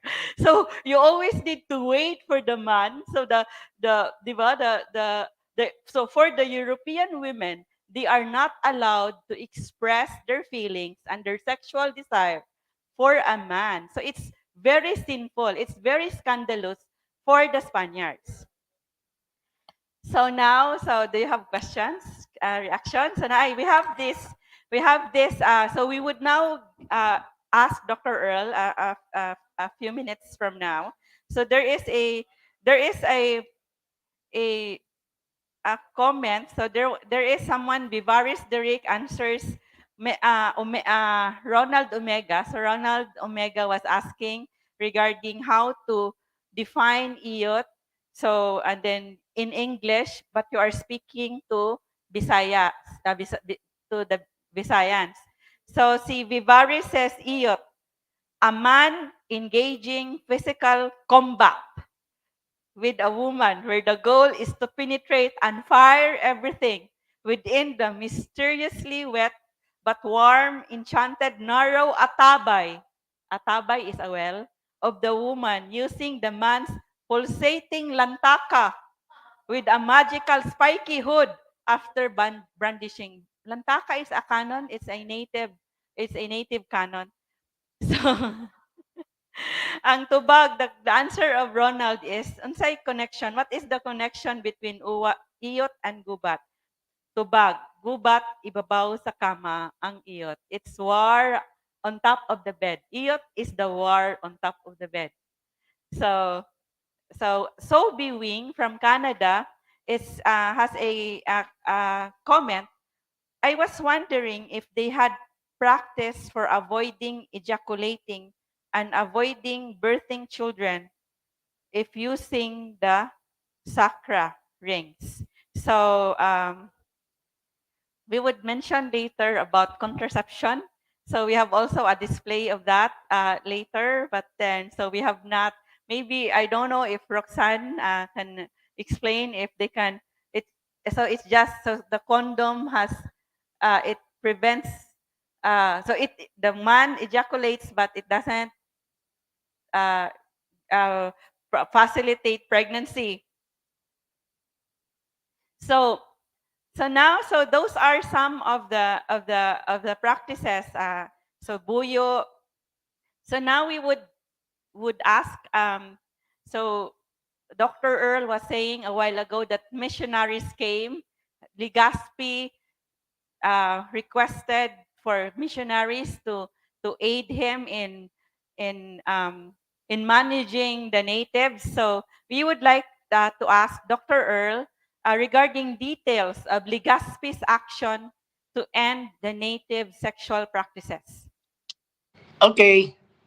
Um, by the way, I'd like to add that the palang practice, according to Antonio Morga, is also common in the Pacific areas. And that's why. And then, of course, Father Andres Urdaneta even described that in the southern Philippines and even in Indonesia and parts of Borneo, there's even this practice, although there's no record in Cebu, but there's this practice of putting some bells and beads into the scrotum so that when a Visayan guy or a Filipino guy walks, there's a ringing of the bell in the scrotum. And among the Borneans are stones wrapped around the head of the penny. So you see, there's a lot of these kinds of practices all over Southeast Asia. But going back to the question, simple works of evil, abominable works of evil. And of course, promiscuous affairs are not anymore allowed. 4, 5, 5 asawa, not allowed. Only one. Monogamous marriage, only one. Plus, of course, later on, the cult of Virgin Mary. To be a virgin is to be heavenly. So, all this, even the Maria Clara later was an example of how to hide modesty and hide even this portion, which looks like at that time, if you can you imagine this as I've shown you, it's bad to look at. That's why the missionaries had to cover this in the Maria Clara, and it's bad to take a look at the ankle because you saw that in El Filibusterismo, Elias will be horny if they can take a look at the angles of ladies getting down of the kalesas.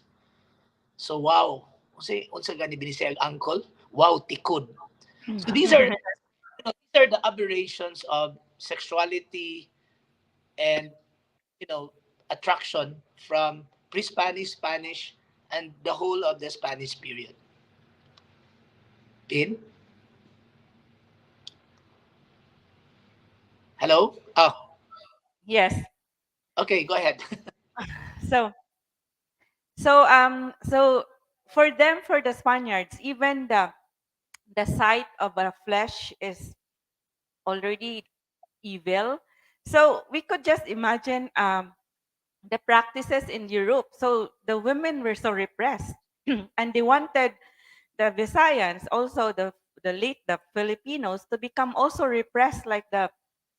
So what could have been the opinion? Why is this so? So maybe Roxanne can answer this, or do you have an idea why is it that they have this kind of culture that sex becomes the pleasures of sex becomes evil for them? It's really not sex, but it's really more of the sexual practices that they associated with bestiality. When you pierce, when you have blood, and when you think about having sexual and intercourse that will take 1 or 2 days before the thing can be removed, is from the view of the Europeans, especially the priests, as simply because they don't have anyway in the first place. They're forbidden also to have one. Is really viewed as bordering into bestiality, especially with all these gadgets flying around the corner. So Yes. yes. So there is a question already, and this is a from Leah Aligrado Solo. I find the practice of sakras seem decidedly for conception, that or to make sure release for both man and woman is ensured. So mm, she thinks, of course, because our concept, for example, we are oriented with the Catholic Christian, with the Christian concept of sex, that sex is only for procreation. So she's wondering that sakra is designed for conception. If she says, may you show the question from Leah regarding if the practice of having sakra is decidedly for conception, that they use this to conceive.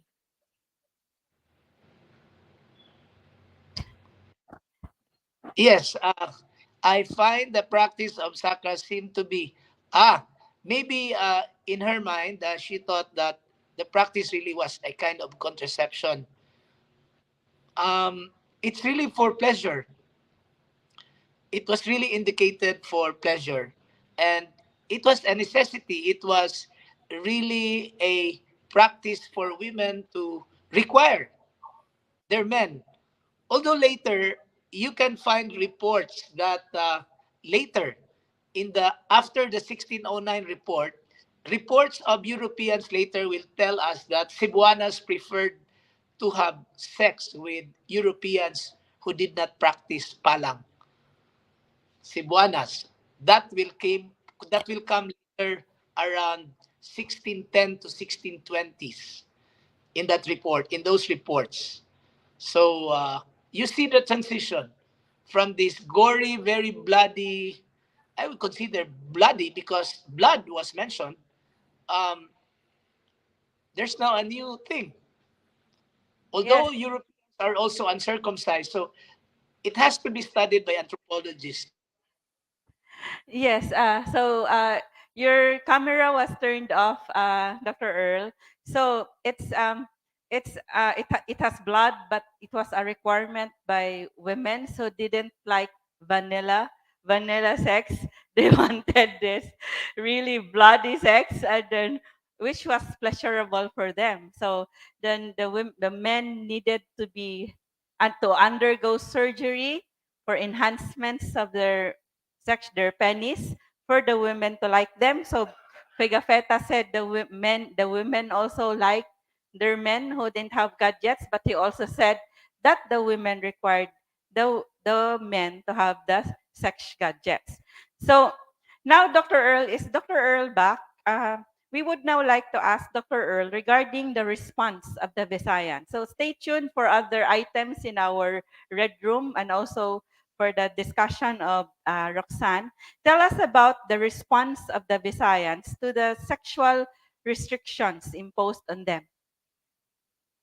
On top of the other, we call this impositions of Spain, especially the economic, religious, it would be very, very safe to assume that the prohibition of a lot of wives, polygamy, and um, the prohibition of sexual practices, and of course, the diminished role of the babaylans, as mentioned by Roxanne, really was the precursor of the early revolts. And you can see this in Tamblot's revolt, Bangkao revolt, the revolt of Tupas, and all the other revolts that come in between, especially in the early 1600s. These are what we call as revolts instigated by the prohibitions. And it would be very safe to assume that it's really because of the prohibition and the abolition. And even if you carry one, you will now be, you'll be a suspect. And the missionaries were very, very good in their zeal to abolish these kinds of abominalities and bestiality in early Filipinos. So gubat na yun. Nakigubat. GUBAT because of IOT. So they launched. So there was one comment actually, Dr. Earl, when we posted the event nga. it's very funny that that the Visayans would launch wars because of IOT. Well, all they need to do is take a look at the Tamblot and the Bangkao revolt. It's really because of having a lot of wives. So That they was were not yes. So yes, please continue. So they were forbidden to have yes, more wives. So they were so even here in this book by uh Judicious published by yes, Pamgra, the Cebu yes, yes. Heritage Hotel, it is mentioned here in the accounts that men were laughing at kuan at they would be laughing at men who would only have one wife. So they were saying that see Tupas was the Spaniards demanded from Tupas to to to lose Uh, the other wives and only to have only one wife, and Tupas delayed he's, that. So see, he's yes, the son. yes, dili siya musugot kay he would be laughed at. He would become a like a laughing stock if he would only have one wife. So we wonder what's that practice. So we would discuss later some more practices. So Dr. Oh, Earl, there is a also yes. okay. But I would like to add, maybe Humabon also had to kill the Spaniards and be a traitor because when he was converted, he was only allowed to have one wife. And remember, his wife was the sister of Shawi and Colombo. And yes, so so humabon also with Tupas massacred the survivors of the Battle of Mactan on May 1. That's why the Spaniards hastily left Cebu. So Correct. Dr. Earl, there is a question, I mean a comment. I think this is not a question from Joshua Buniket Atienza. Sacra, when pronounced, sounds almost similar to the Latin sacra, Sacra, which means sacred. Oh, Imagine the shock of Spanish missionaries when they heard the word from our ancestors, only to discover that sacra is our precolonial context that did not meet their standards of holiness. It is nice. very holy. The Very sacra. good. Yeah. Yes.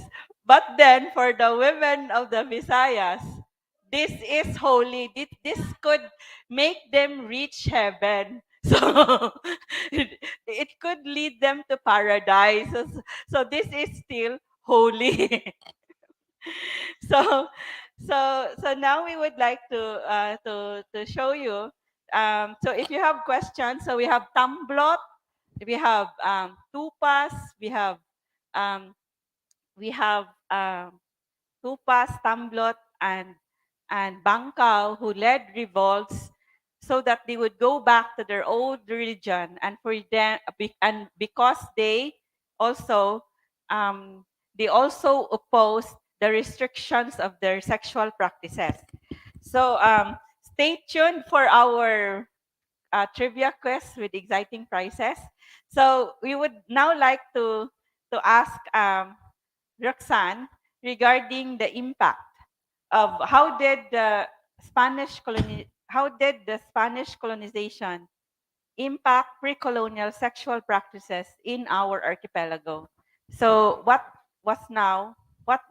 has happened to the sexual practices that those practiced by the natives Yeah. when the Spaniards colonized us for Yeah. more than 300 years? Okay, thank you. No, at first, no, they were confused, right? Because the sexual practices in in the Philippines during that particular period in our history is totally different from their European sexual practices, no? So, lahi man ilang daladala, nya pag-abot nila diri lahi pod. They were confused, no?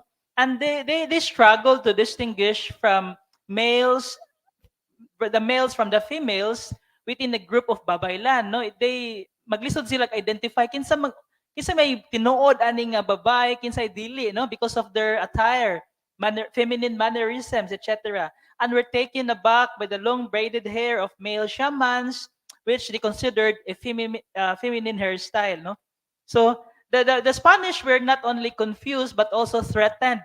And mao nang rason nga giput an end yun nila nga mga practices at mga babaylan because they were threatened by these people by the fact that the entire community really respected and they possess and such traits, no, they're so powerful, no, ingon ana siya. Okay, napanay ko. Next.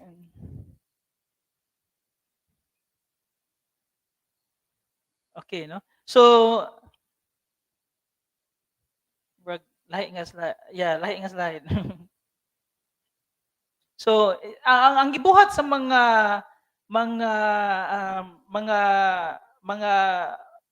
Spanish missionaries, no, kay during this particular period missionaries naman gini sila, no, gipadaman ang mga missionaries diri. Ang nahitabo is they demonize, no, the practices, no. May mga inquisition nga nahitabo. In fact, many gay men, transgender, they were killed, mga babaylan yun. So, who started the war? It was the Spaniards who started the GUBAT, di ba? They waged war, inquisition against the babaylan because of their power and influence in the community. Inana siya. So, ilang gibuhat, aside from killing this babaylan, they confiscated the instruments used for their rituals, di ba? So, naman ginay, di ba, they are healers, no? They have rituals during wedding, etc. Mga ingon ana. So gikuha nila ang mga instruments, no? And then they claimed that ang kaning mga trabahua mga black magic, mga demonyo, 'di ba? So mao na until now, naagid tayo mga bias, negative kayo nga bias, no, sa kaning mga black magic, for example, in Siquijor and in some areas in our localities kung asa mga itagikan because, well, mga remnants nag-exist pa man gyud gihapon even until now, no? And the Spaniards, of course, replaced the babaylan with Spanish missionaries. Maayo kayo, no? So, unya kay kanang for example, na mainstream man yung kayo tong femininity, no? So mao to gi-replace siya og mga unsa man kaning Virgin Mary, no? Whether we like it or not, mao gyud gibuhat sa mga Spanish missionaries nga ang pag-pray sa Virgin Mary is something powerful kayo sa pag-indoctrinate and pagpapahawa, no, sa mga practices related to the babaylan. Ingon ana siya. So the Spanish colonization brought a shift in the way Filipinos perceive sex, and even until now, ang gibuhat sa mga Spaniards during their colonization until now is nadapag gyud gihapon, no?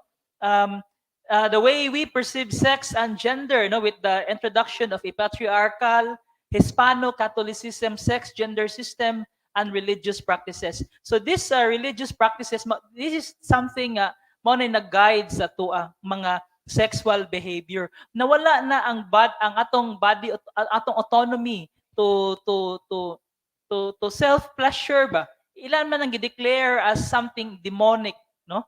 Ilan ang gi-declare, no? So they introduced the gender binary, the male and the female. Until now, mao gihapon, no? Biological gender essentialism, kung utin, that's lalaki, right? Kung bilat, that's a babae.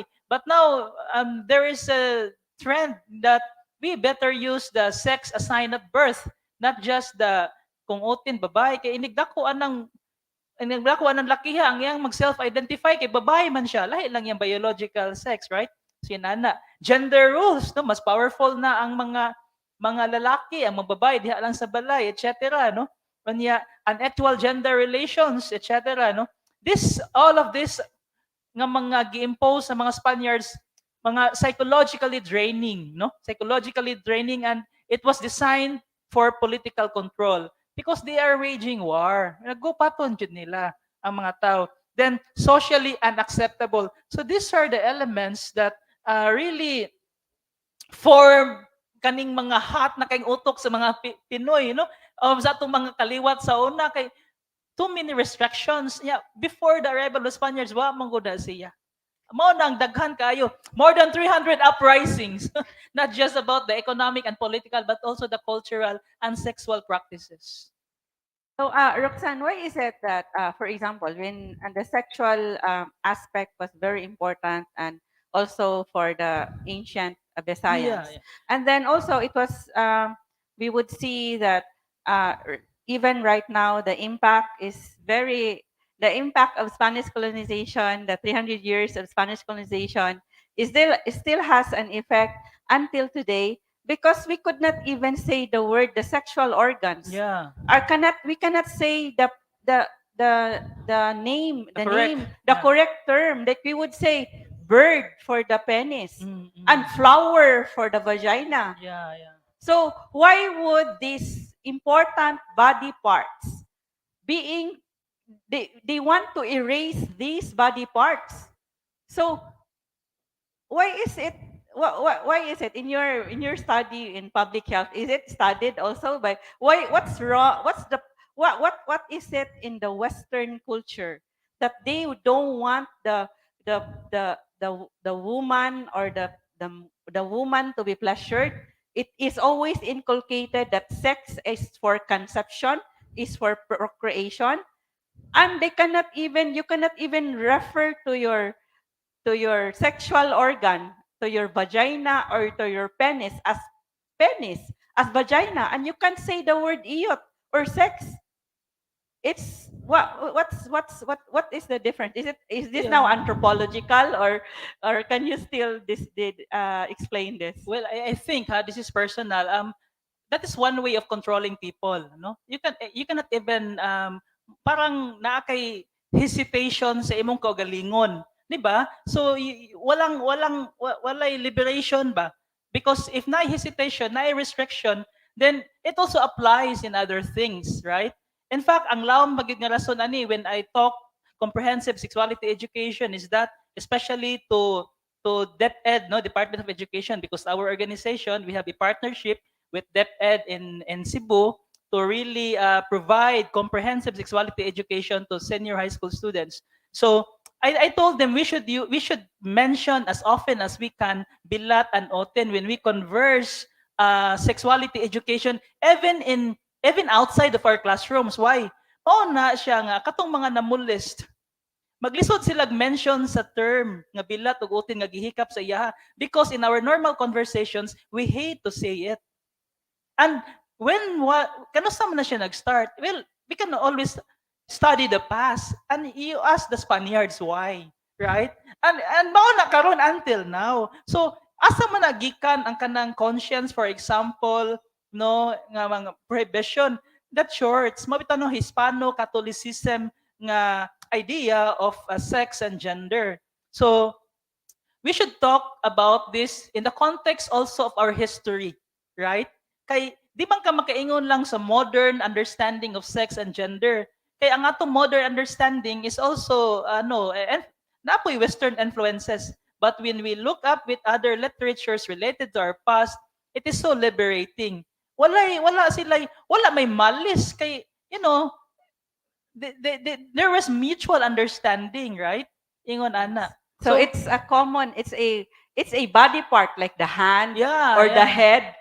But then when you say the sexual organ like bilat, it's a 500-year-old word. It's utin. They were also Yeah. saying utin and bilat 500 years ago. But for right now, for us modern day, for the modern people or modern Visayans or Filipinos, it is always funny for us to hear the word. So it's Yeah. just like, and then you would be told you are bastos, you Yeah. are lewd for saying that word, the sexual organ. Nga, of course, without which you would not be here in the world. Yeah, yeah, yeah. That's right. That's right, no? We are born because of love. We are born because of Yeah. the utin and the bilat. And then Yeah. and then we would say that those are bastos.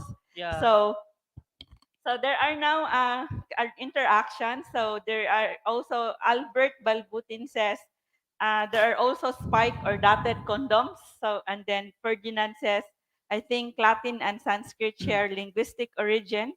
Sanskrit diva, dewata, divino, divine, diva.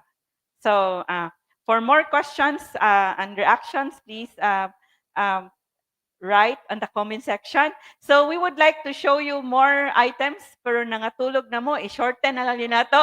so, so, so we have this, we would like to share with you some, again, displays at our Red Room.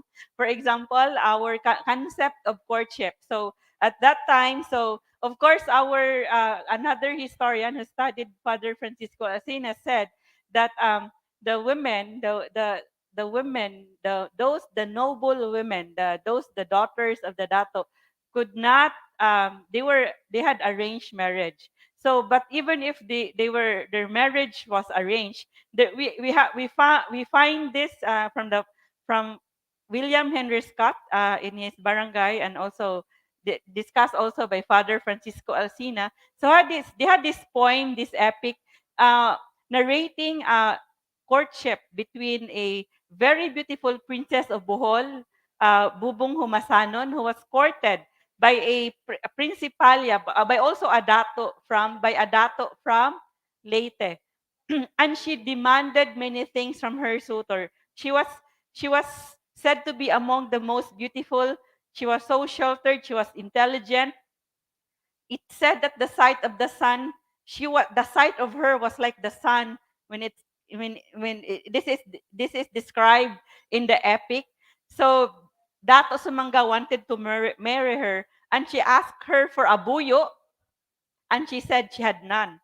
And then she wanted the dato to look for buyo. And then so he said the dato sent his slaves to demand of the for the demands of the princess, for bunga also. So she demanded buyo and also the bunga, and leaves from the west. She wanted limes, apog from Tandag, Caraga. She asked him to get the same from the island of Siquijor, from the Pitan, the island of Hulo. Grabe ni si demanding kayo si Bubong Humasanon. She sent him to the different parts of the islands. Then she asked for slaves from the great kingdom of China. So the Visayans were already seafarers. So she asked the dato to go to China to bring her a slave. And then when he came back to bring her a slave from China, she asked him to get from heaven what he got for her from earth. But it is now a long story. So later on, I guess si Bubong Pasanan was defeated. So that's how courtship was. But we also said that they can just, so it's different from getting married and having sex. Courtship for marriage is different. So it's more also like, so the free, I mean the common the women of those of not of noble births were more free to choose whom to marry.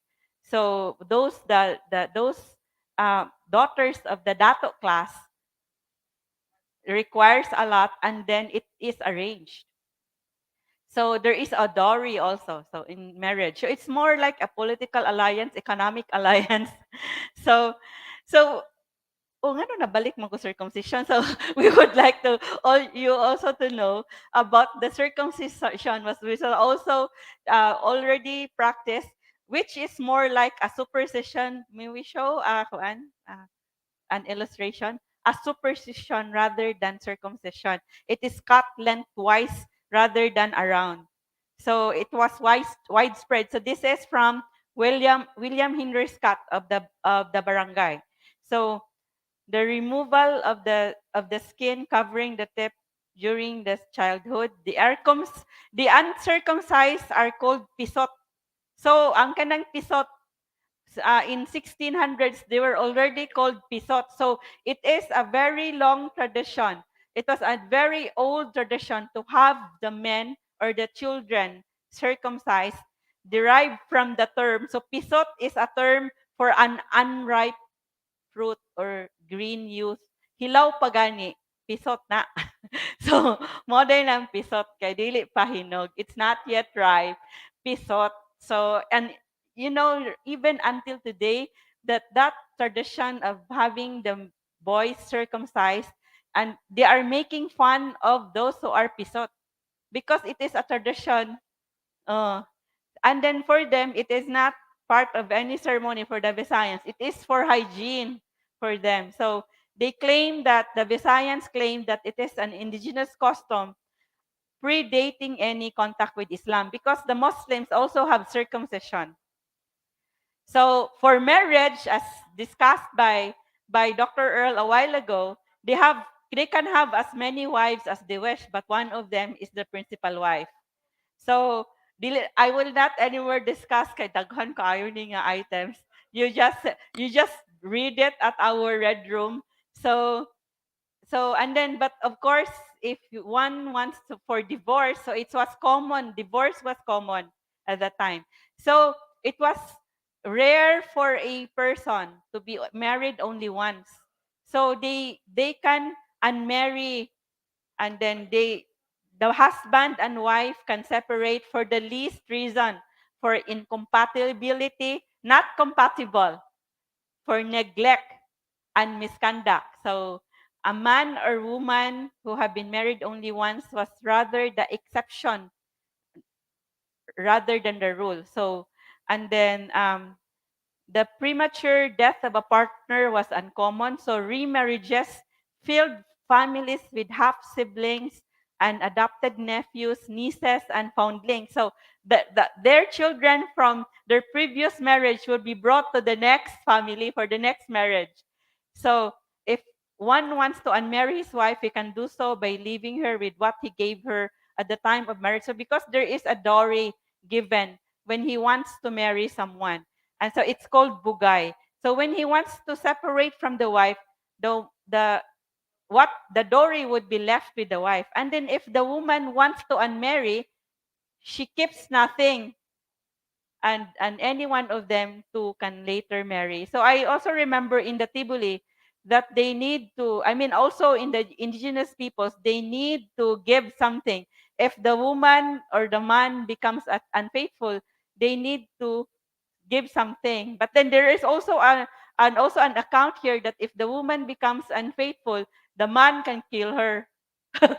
And then if the woman commits adultery, it's here. The husband can leave her and take away all that she has, and on finding the adulterer, the husband can kill him anywhere without any penalty. If the husband is given something, he can accept it and forgive her because of it, no matter if it is of little value. And with this, there are no okay, right? If they would forgive each other.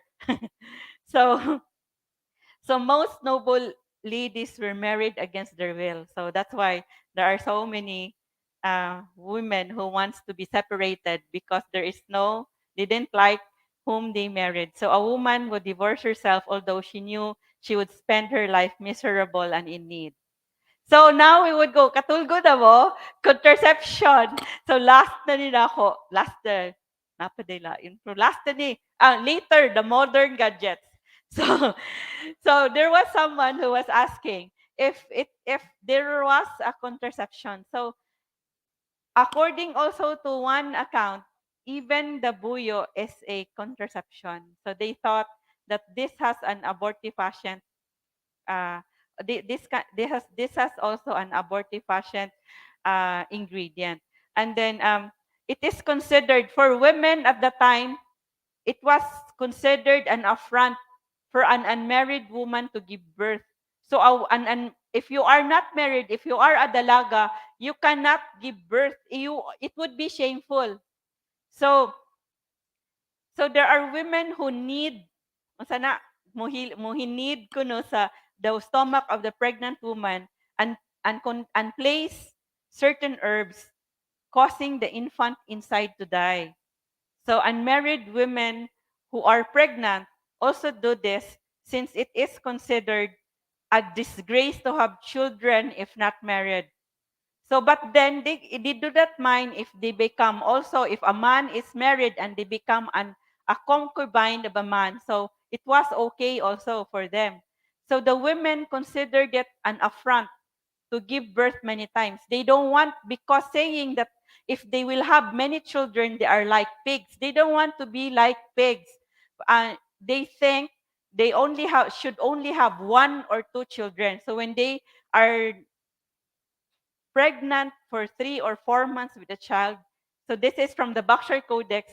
They would kill the infant in their womb or deliver it stillborn. So this is also evil for the Spaniards. So now, wala may question diya. So no reaction. So is there a reaction? So there is what were the common positions done in Joselito? So if after this event you can rewind also, you can replay this event. So the position that they like is the dog style.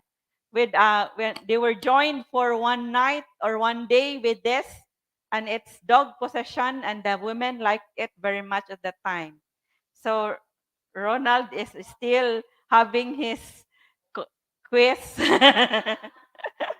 So and then say, so now we have a question for our public health expert.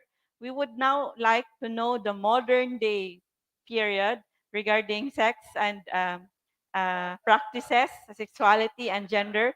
We would now like to ask Roxanne. So um, stay tuned for our trivia quiz with exciting prizes, and also please give your comments and reactions at our comment section. For those on site, you can give your comments. So I would be very interested to know the reactions from the Carolinian, the USC anthropology and sociology students.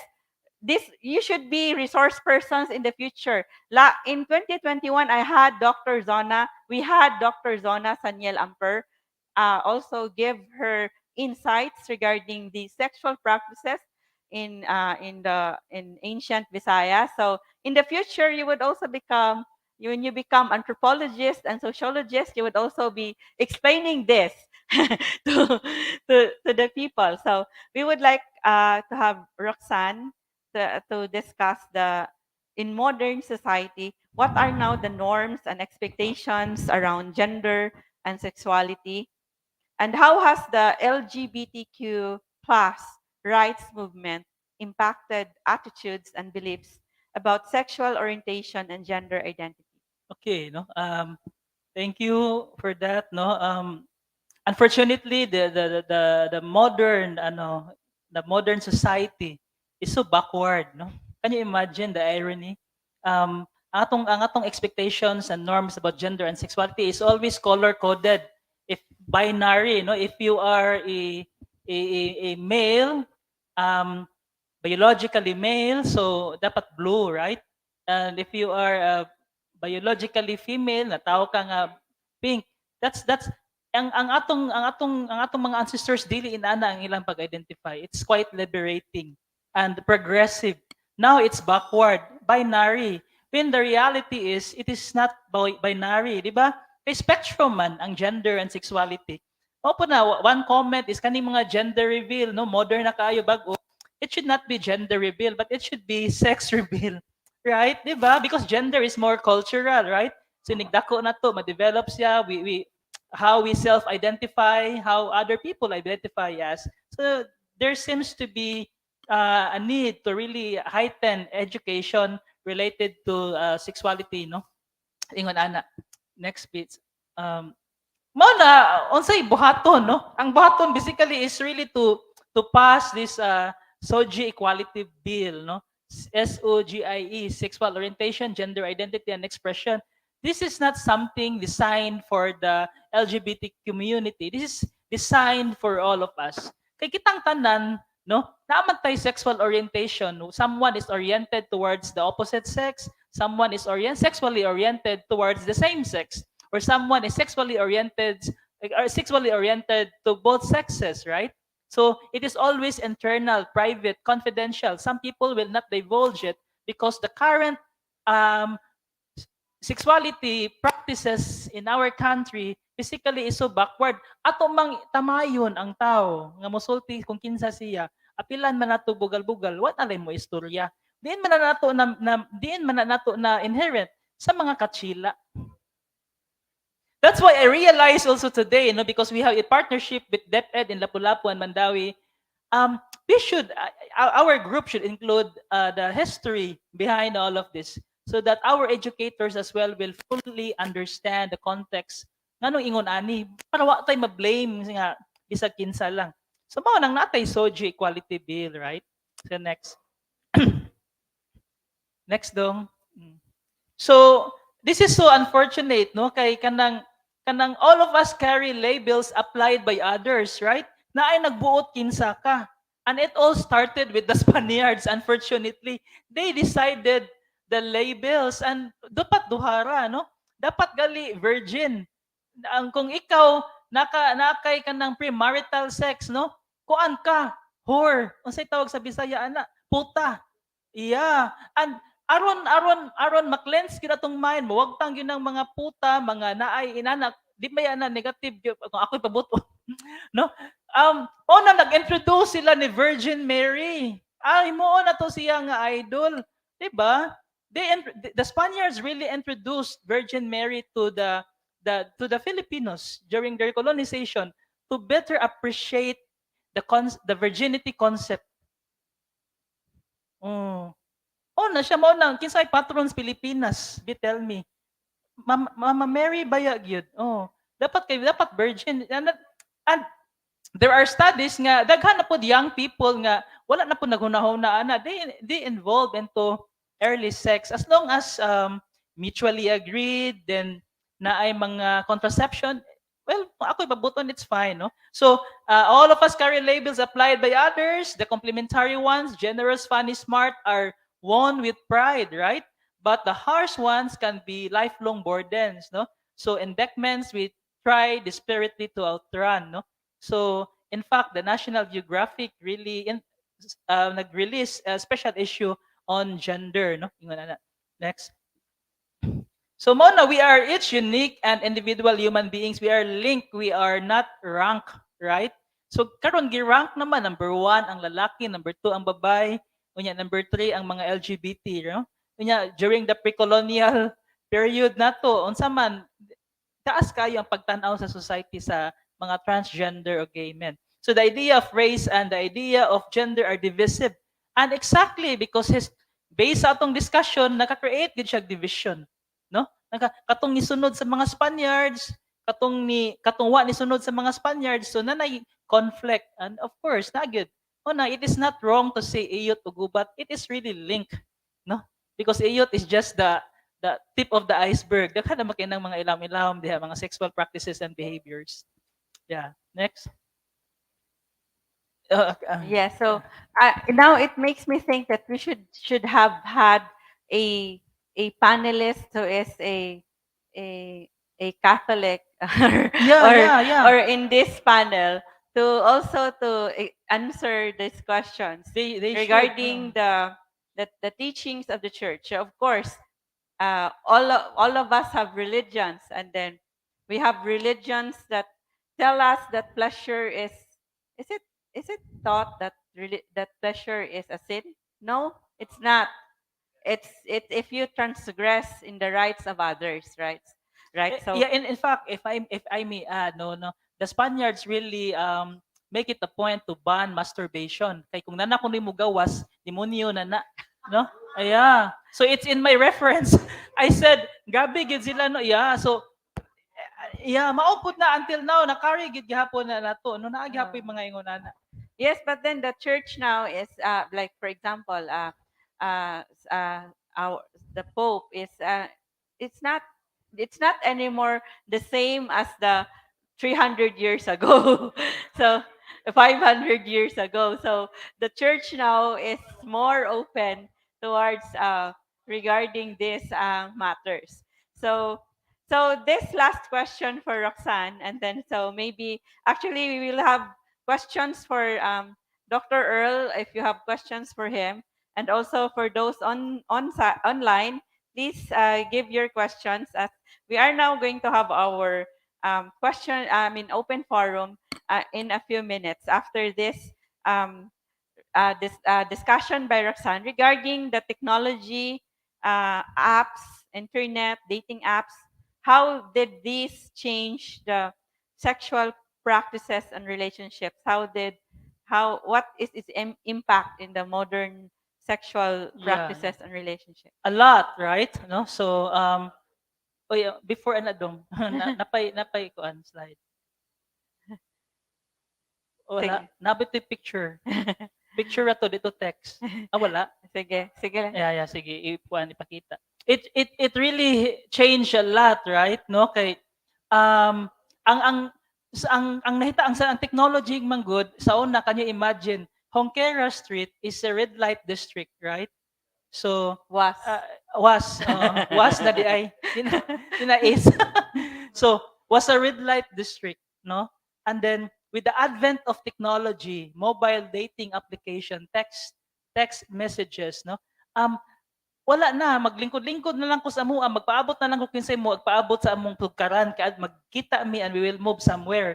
Unlike before, tayo mga cruising sites, right? So, adto tangad to sa Honquera, kay naangat to nagpundok. Adto tangad to spear, mga pier areas, asa nang dungguanan sa mga barko, tuapod na ngadto, di ba? Pero karon na ang uban areas completely na wala like Honquera, I think na wala gid siya. And in mga peer areas na but because of technology kaning the old one, the MIRC is so old. Nag-una ni siya nga application nga diri mag-dating. Na ay mga group ang mga like-minded people, no? Because they cannot freely express their sexual behavior. The reason why mangita sila mga mobile applications, mao nang naay mga daghan kaayo, no? Daghan kayong mobile applications karon.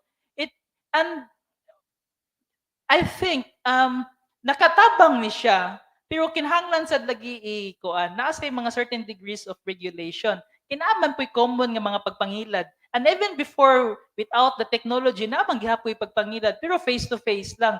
Karon mobile man, invisible man, kita-kita naman, you will never know if ang imong kaistorya mao ba gyud na siya, di ba? Ingon ana. But then again we should brace for this, no?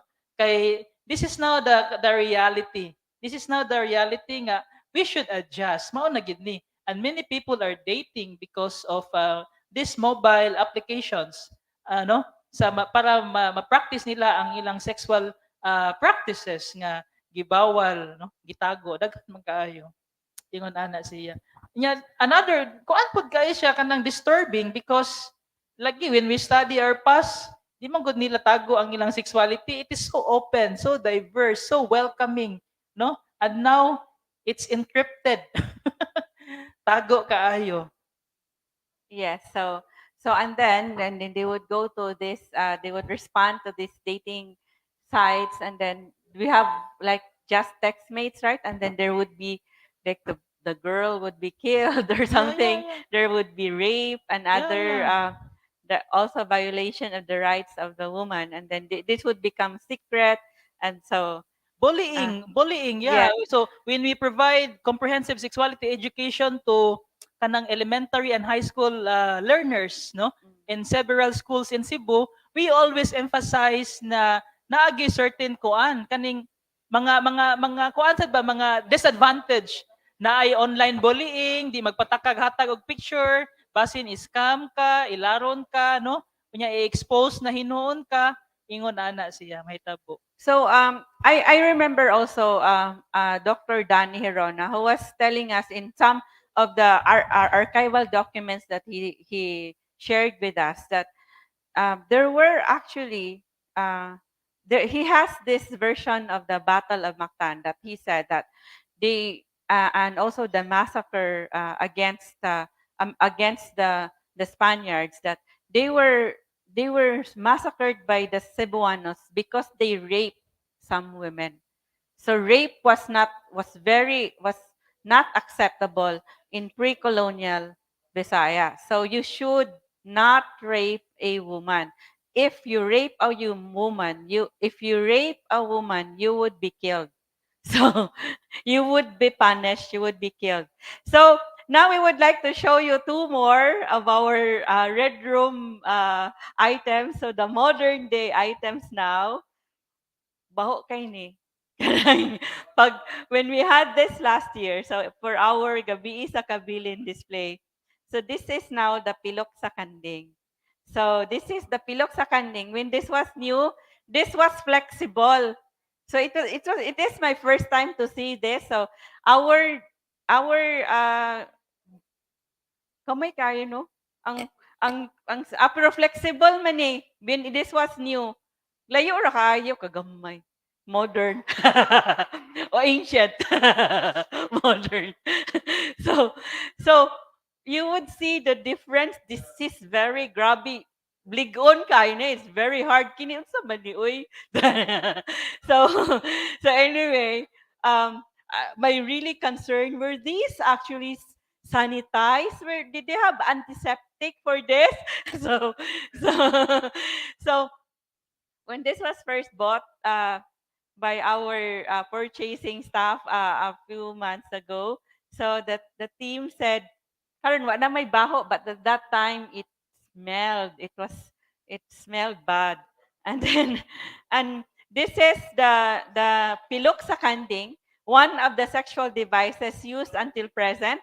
Um, it's made literally of the eyelids of a goat, and eyelids with the hair and with bristles or hair. These are to be worn by the man to enhance his sexual performance. So this is the pilok sa kanding. Puti ni nga kanding, this is a white kanding. Kay dili man itom. So, and this is what there were actually questions about the bulitas. So now this is the bulitas. So this is the penis pearls, or the so this would be this is not, so the bulitas here would be inserted into, would be under the skin. Kabalo, you explain it. I don't know how to explain this. So they would this would be surgically, the ball bearings would be embedded under the fold of the prepuce. So under the skin of the penis, this would be embedded. So there is a surgeon for this.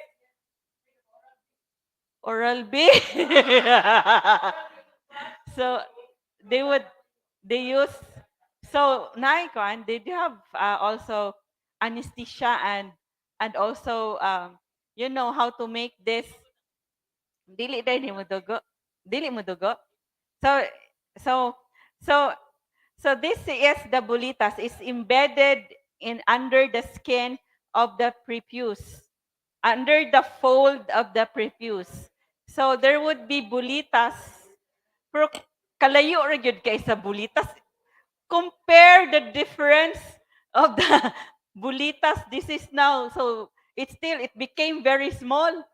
Before, it's very, the spores are big. Sakto ni. Sakto ni. Oh.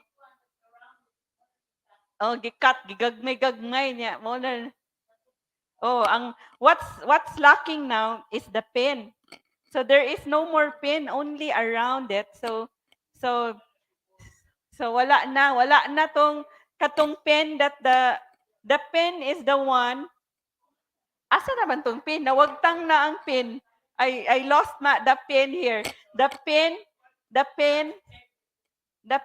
was said to be the pin, aside from this, is the pin is the one that facilitates the pleasure of the woman. This one.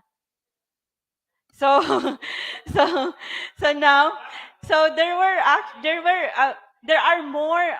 So we researched more about this, and there is a study by Brown et al. That said comparative perspectives generally support the thesis that there is a group of scholars that said that the penis inserts in Southeast Asia, the penis inserts, the bulitas, are in part explained. So why do men put inserts? Why do they have gadgets on their penises?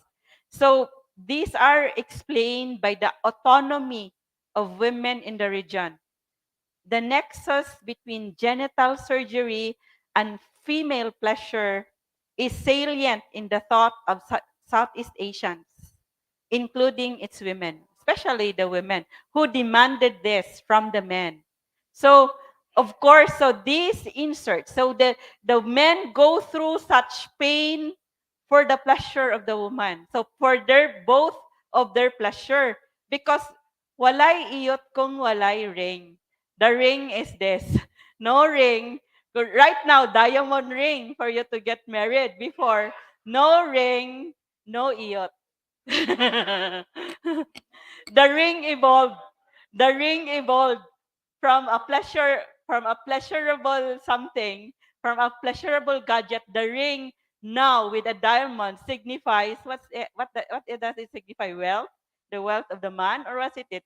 Does it facilitate the pleasure of the woman? That diamond in the ring now. So obviously the ring before facilitated. It was pleasurable for the woman.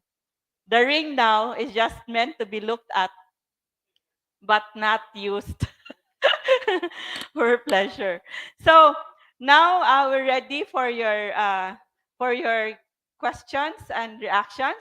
So for those online, you please put your questions at the comment section, and for those on site, please get ready. And then we will show. Before we started, we had during the countdown, we have this first episode of our video, Hello, Love, Lumay, about this girl looking for love, and she wanted to look for this love potion, and she went as far as she went to the different parts of the city to look for Lumay. So now we will give you the second episode as you prepare for your questions and your reaction.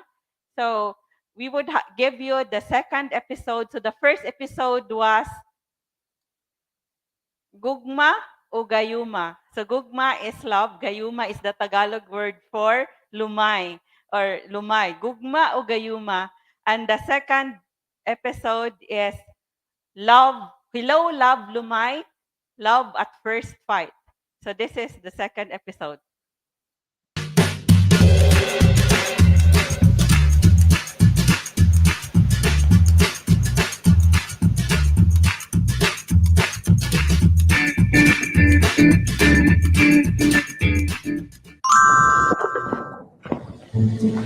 Huh? Andro? What's up mga guwaps? Seriously? Nanong murag? Nasakitan ka? Ha? Oh, Diin dapit. di ara ay. Wait, kitsa ka? Nani nga ni mong gisulob? Uy, draw! Dali! Manago kita! Kinsa man ang namusil? Walay lain ko dili ang mga katsila. Ang mga katsila? You mean OMG? What's up mga guwaps? It's me, your baby girl. Abot o sa nga klase nga damgo pero di ata diri karon sa Magulon in 1898. Apparently, bago ra nagsugod ang revolusyon batok sa mga katsila, kay human ang tulo ka gatos na tuig, wala nakaantos ang mga Cebuano sa ilang pagkabangis ug pagkaliman. #relate much. Anyway, wala gyapon ko nakakita og lumay. Tingtabang na lang ko diri sa mga katipunera nga mag-andam sa mga anting-anting. You know, para dili madundan ang mga katipunero sa mga bala sa mga katsila. Naara ba dito akong cameraman si Andro or iyang kaliwa? Pero in fairness ha, ang ngayon nabay ako sa tanang siyang uniform na kampiyon. Di ako di mga tambal diri in case na yung mga katipunero nga masamdan o time para good. Miss, na may lumay? Lumay? Wala, pero pwede ka maghimo og imuha. Ha? Mao ba? Unsaon man na, miss? Una, Oh my gosh! Salamat kaayo, miss. Bantay lang dito ang akong ex. I got it mga guwaps! Karon makahimo na ko sa akong very own lumay. Daghang salamat sa mga katipunera diri nga grabe, murag mga magician. Sila'y nangandam ining tanan og dili lang kana. Dunag yung mga babae po daw nga ning kuyog sa gera batok sa mga katsila. Walay kahadlok ug walay pagduha-duha. Maka-inspire, no? Kung you know that something is yours, ayaw gid tugti nga kawaton sa uban. Murag Pilipinas, no? That's why, lumay. dagan mga kauban, madulong na sila. Ha?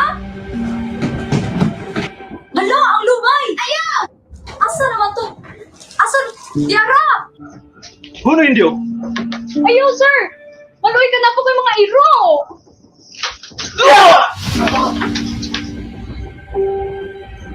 Kisa ka?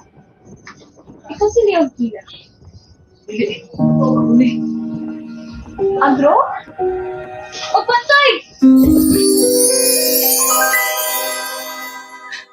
Daghang salamat. Hello, Love Lumay.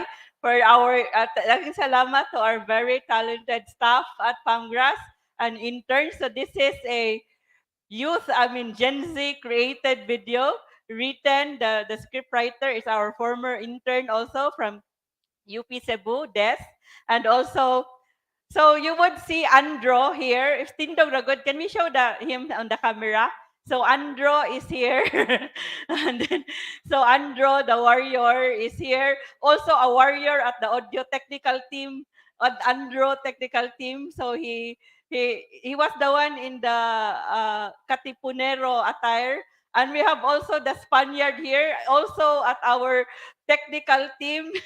So, and then the girl, of course, is our front desk executive, Gail. So, all are the talented staff at Pamgras. Di din ipakita sa camera atong mga actors.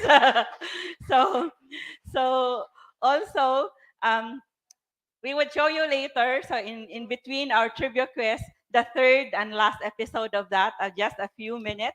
So we would now like to get the reaction and then questions also from our audience on site, because the question online is this from Joselito: was abortion practiced during the pre-colonial times? Yes.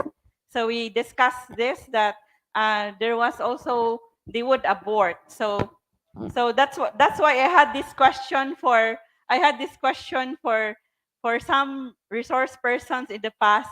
Why is it that the women why is it that the men needed to have more wives? And then there was a theory that it's because a woman only wants to have a maximum of two kids, and they wanted to have more warriors, and they needed warriors, and then a woman only that's only allows herself, only allows one or two kids per woman. So, but we don't know. So, maybe this would be the study of our future anthropologists and sociologists. So, so we would like to ask our on-site audience to give their reaction and their comments, and then we will have also trivia quiz with prizes in a while. So thank you very much to Gavin Sanson Bagares. If you have seen his video 3 years ago in 2020, he already said in that video that he was as a teaser in our pain, perversion, and pleasure, the pre-colonial sex practices of the Visayans. So see, Gavin was saying something about the women were already, feminism started a very long time ago, with women very dominant and and taking the future in their hands, where it matters most, in the bed. So Gavin thinks the bed is it's where it matters. It matters most. so so and then he said also that the women would reject the men that wouldn't please them in the bed, and anywhere else, in any aspect of life. So do we have reactions and then questions for our? So Dr. Earl is still around to answer questions. So Dr. Earl Jude Cleope, our historian, Vice President for Academic Affairs of Silliman University, is still online live right now to answer your questions. And also we have Roxanne Doron also with us. So may we have the CARSA students, because the future is of the youth is the future, so we need their voice. We want to hear the voice of the youth. Or na yut sad. Joke raha. so any question, any reaction? Reaction na lang, reaction. We want a reaction from Karsas. Yes, we want to hear your voice, the voice of the youth. Realization. Yeah, or realizations or violent reactions. Yes. Please go to the microphone, introduce yourself. Yes, a round of applause for our students who really came here to know about this very important topic. Please introduce yourself. I'm Hannah and I'm currently enrolled in Dash. And we just wanted to come here because we felt like this was an interesting topic as to how it showed the difference as to kadang how it was so open and it was so like expressions like women wanted what they wanted and men want I mean were willing to give. And right now I when the Spaniards came, there was like this conservation of sexual identity and sexual expressions or like those kinds of stuff. And then for us, I think it was interesting. And he actually he actually has a question, but he told me to ask na lang for him.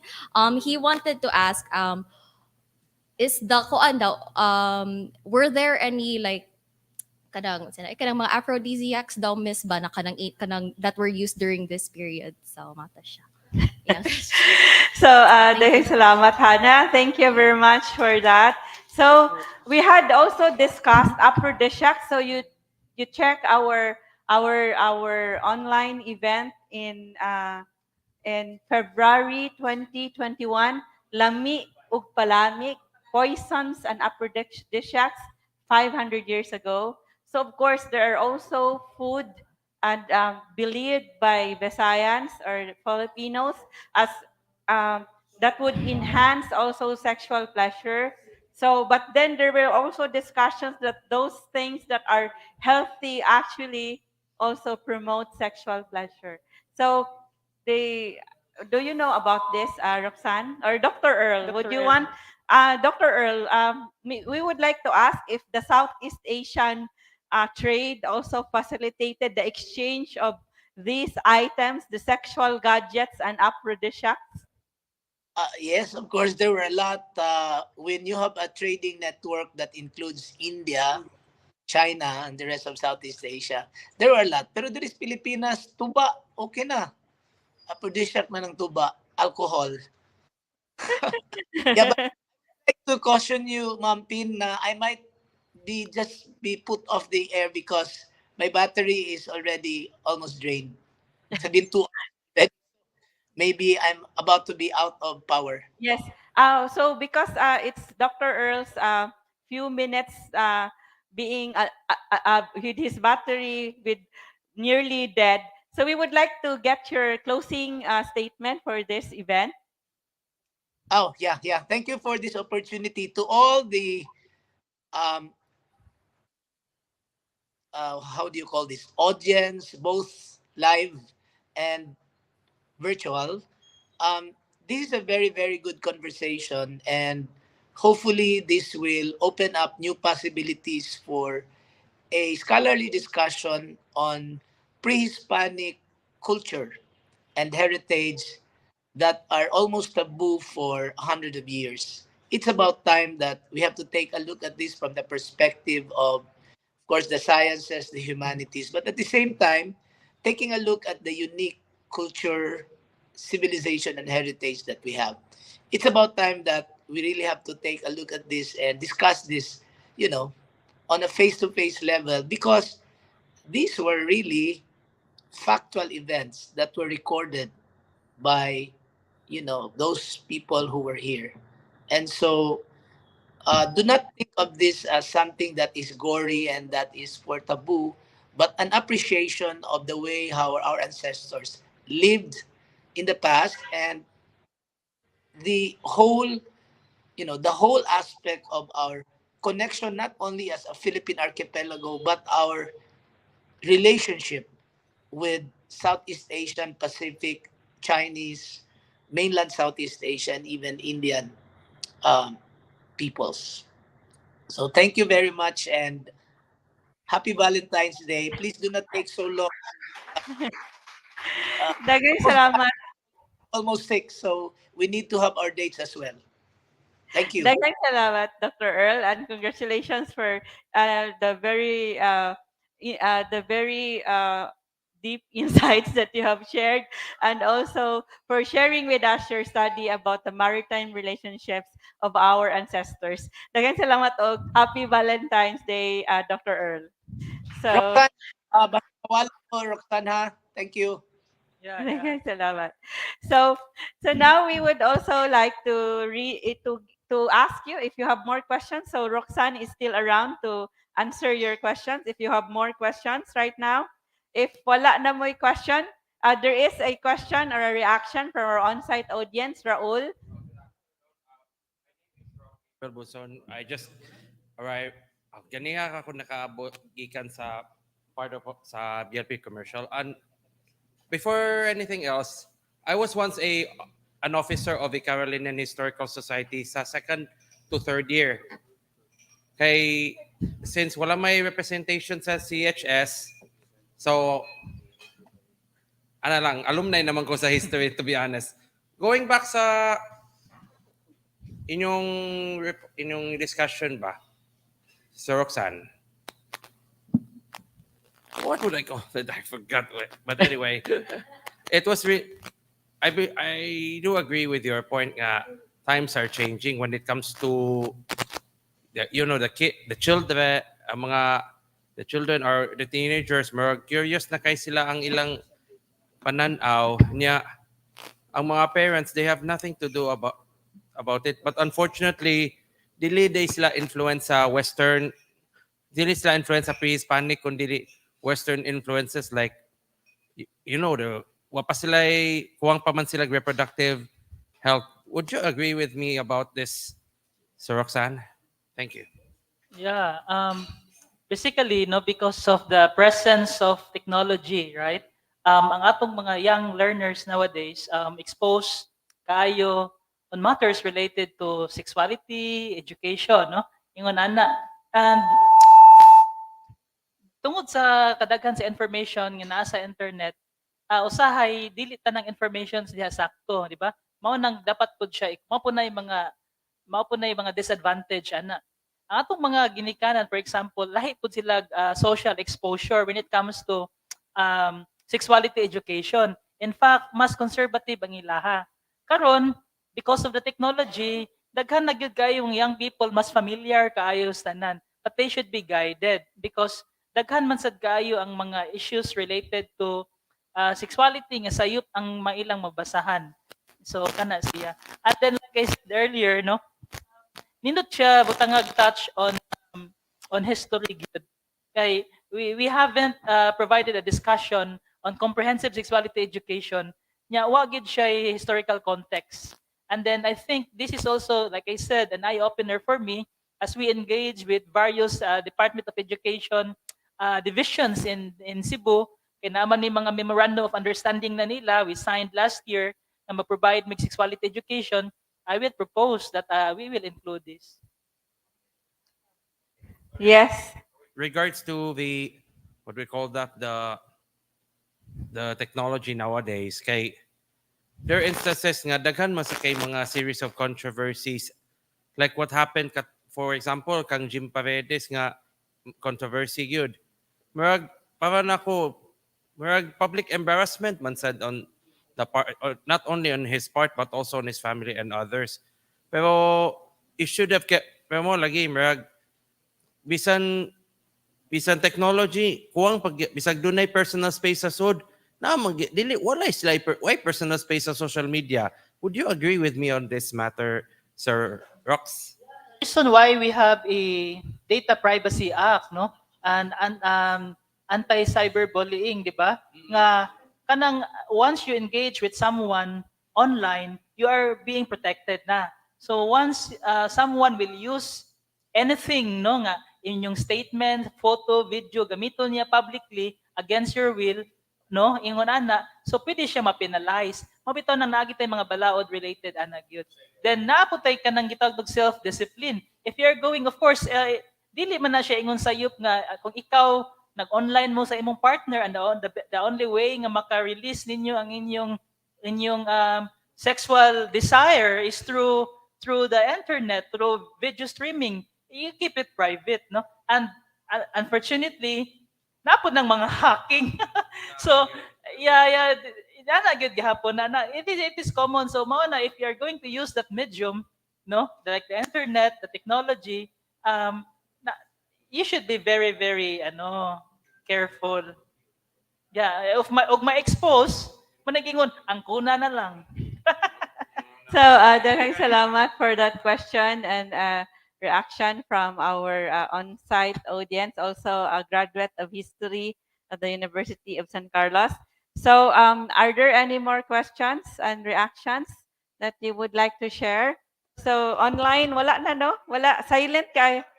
So, reaction from the tour guide. So, we have also, please introduce yourself. Go to the microphone and introduce yourself and give your reaction or question. Good afternoon, everyone. My name is Bernie Smith. I'm a tour guide. So, still, basing on the things that I've learned today, it's just a mixed emotion. So, I'm still a Filipina.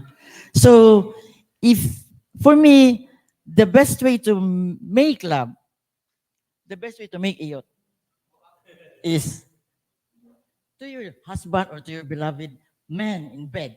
So for me, that's a sacred thing. So if you want to go crazy, you go to a motel. And you can speak all what you want to do, what you want to say. So it's just like that. I'm still a Filipina. I make love privately as long as I don't disturb anybody. It's not a sin. So if I go crazy with a one person only, and whatever I say, or it's nice to make love and you say, English na to kung ba na. So, Bisaya ka, please use the microphone. If Bisaya ka, if English, make love to me. But if has Visayas, it's different thing, right? So that's all. Happy Valentine's. So there is a so si Miss, ano sa tayo name? Si Vernice was saying about she's a Filipina. She wants to make love privately and she wants to express, if she wants to express that she wants to make love in English, but in Bisaya it would be Yuta Kubi. And then so there is a reaction from our also one of our resource persons, Roxanne. Hello, okay, no. So, yeah, nindot tong gi-share ni ma'am. No? Ani, the fundamental premise when making iyot, no, with someone is that it should be agreed mutually. No, it should be agreed. Mao na usa sa mga lesson nga nakuha nato sa atong history sa experiences with the babaylan, di ba? Mao bitong highly respected sila because the sexual behavior and sexual practices was agreed mutually by the community. And walay gi take advantage, walay gi isolate, walay gi lapas, no? Ingon ana. Now, mao bitaw na karon nga kanang kung naapod tayo sexual partner or partners, kinahanglan buhaton siya mutually. Eh di ba sa kamalipay, oy, kung ang usay imong gipugos. Diba? Sige. So of course, in the past, I think buyo was everywhere in the past, so in all households. Di na siya necessary mo ingon og iyot ako bi. Muhatag lang siya buyo. She will just give a buyo. Iyot na dayon. So now, because you have no more, do you have still questions? We will go to our trivia quiz with exciting prizes. You will get. Is there still a reaction? There is a reaction online. Wala lagi akong kuon reaction or question. So there is a reaction. Vivaris direct. Prostitution is known as the oldest profession. Was it prevalent in pre-colonial times? So prostitution, how do you define prostitution? Is it having sex in exchange of money? So what do you think? Say our remaining resource person now, Roxanne, public health expert. Yeah, no. I don't think sa atong pre-colonial given the data, no, nga naay prostitution because prostitution wasn't mentioned in the articles that I read related to the sexual behavior and practices of the babaylan. No? Wala man na siya na mention. So maybe the Spaniards, sila mo inagdaan na diri. No? Kaya na may mga prohibition. So na mga prostitution. Posible na hitabo. No? It's a good question that we need to study as well. Kay kung makakaraan na siyang sana trabaho, trade. So yeah, no, I haven't encountered through my readings. Maybe some historians naka-encounter. I remember also si Dr. Danny Herona in our discussion regarding the witchcraft in the witches in the Visayas. So the babaylan was said to have like desired this Spaniard, and then when he rejected her, because at first she showed interest, then later rejected her, his whole family was bewitched. And then that woman also liked, that babaylan also liked another younger man. And so it was okay for the Visayans at the time to like more than one man. But then the Spaniards would label these women as bad women or prostitutes. There was a mujer something. So there was already a label for the woman who would like more than one man as a someone who is a bad woman, or of course prostitutes. It was during their period actually. Yeah. Because they imposed a lot of restrictions when it comes to sexual practices. So, do we have other questions on site? Wala na, let's go. Wala na, no more, wala na. Kung dito sa online, grabe ang discussion before the event. Pag event na, wala na. Ay, nagtrabaho pa sila, no? They are still at work, so they were not able to participate. Maybe they would comment after for the replay already. There were 300 reactions and more than 70, I think, more than 70 shares or more than 100 shares, and more than 100 shares of this event, and also more than 100 comments about this. So during the actual event, maybe they're also busy. IOT also the joke lang. so now this is the trivia questions. We have 3 trivia questions. There is one more reaction from our on-site audience, from the tour guides. The one who gave who will give GCash of 20 pesos for the one who would answer his question. It seems wala may naka-answer sa akong trivia question ba nga, what is the meaning of IOT in English which is understandable to Cebuanos? So Cebuanos lang maka-answer, di ka-answer ang non-Cebuanos. So my question is, what is the meaning of IOT? I answered already in the online, but anyway, for the benefit sa wala nag-follow sa Facebook sa kanang karon nga seminar is, IOT is a bilateral contact being authenticated. Bilateral contact authenticated. Truly authenticated. So otin, for those not Bisaya, otin is a 500-year-old word for penis. So he said authenticated, and then bilat is a word, 500-year-old word for vagina. So by bilateral contact being authenticated. So mauna the definition by Ronald. So there is the on-site audience is now giving him an applause. So this is the one more, the last reaction. This is di mo na ako makita ang reaction. So kinsa may magbasa sa reaction.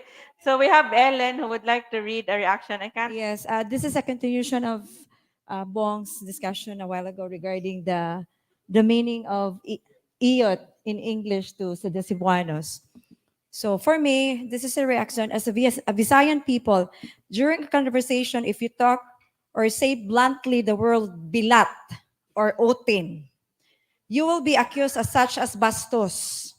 But why is it if you will say it in English, vagina or penis, no one will accuse you such as bastos ka? Well, all of us knows as Visayan people that these are the name calling in our Visayan context. So why is it that we became bastos once we pronounce or say such word as bilat and otin?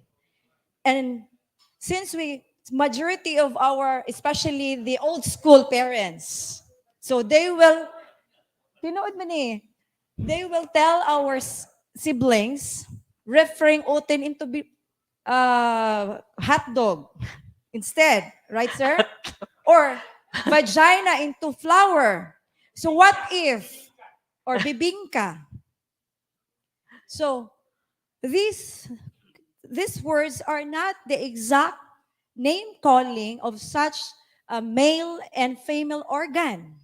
So for me, this will only become bastos, or the word itself, bilat and bastos, will only become bastos once we will say it or we will utter it with malicious actions. And at the same time, we will add an adjective. Like, just like, for example, baho kag bilat. Oh, see? See, they are now, I know, smiling.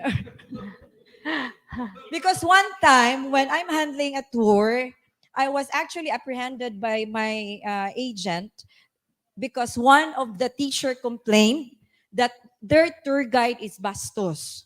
So I said, which part in my commentaries that I became bastos that time? So I realized that I discussed about some islands and islets in Mactan where it was named actually after our body parts. Like for instance, Nalusuan Nalusuan. Island from the word Nalusuan. luso. And then we know that luso is utin in our Visayan context. So that time, though I become bastos. So our resource person, public health expert. Thank you, Ellen, for the very relevant sharing, and also we have Roxanne Doron to give his insights regarding that. Yes, no. So basically ang atong kuan, ang kaning practice nga when we use our own language or when we refer to penis in vernacular as otin and then vagina in vernacular as bilat, nya bati paminawon kung Bisaya, nya nindot paminawon kung in English. Basically, it is because of colonization. We are being framed to appreciate and understand a foreign language, no? Nga nindot paminawon kung gamito nato sila. Because that is part of continuing colonization. Diba? Even in our day-to-day conversation, even now, right? Even in communities, even when we deal with tourists, no? So, kana siya, magsige po tag-question, may lahi nga atong binisayon. Diba? Mao na ini, kung moingon nagali ko mangutana, moingon nagali ka ginana o may kalainan, you are already trying to decolonize. So as what we academics are trying to study, we decolonize from that particular kanang mga concepts related to sex, gender, and sexual practices.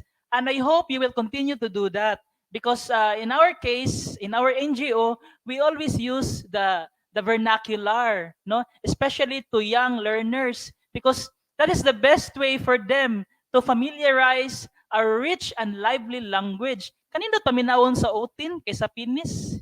Kanindot paminawon sa bilat kaysa vagina? Di ba? Ingon ana.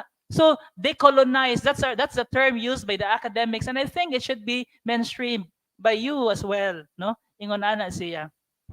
So, daghang salamat, Roxanne. So now we would go to our trivia quiz with the exciting prizes.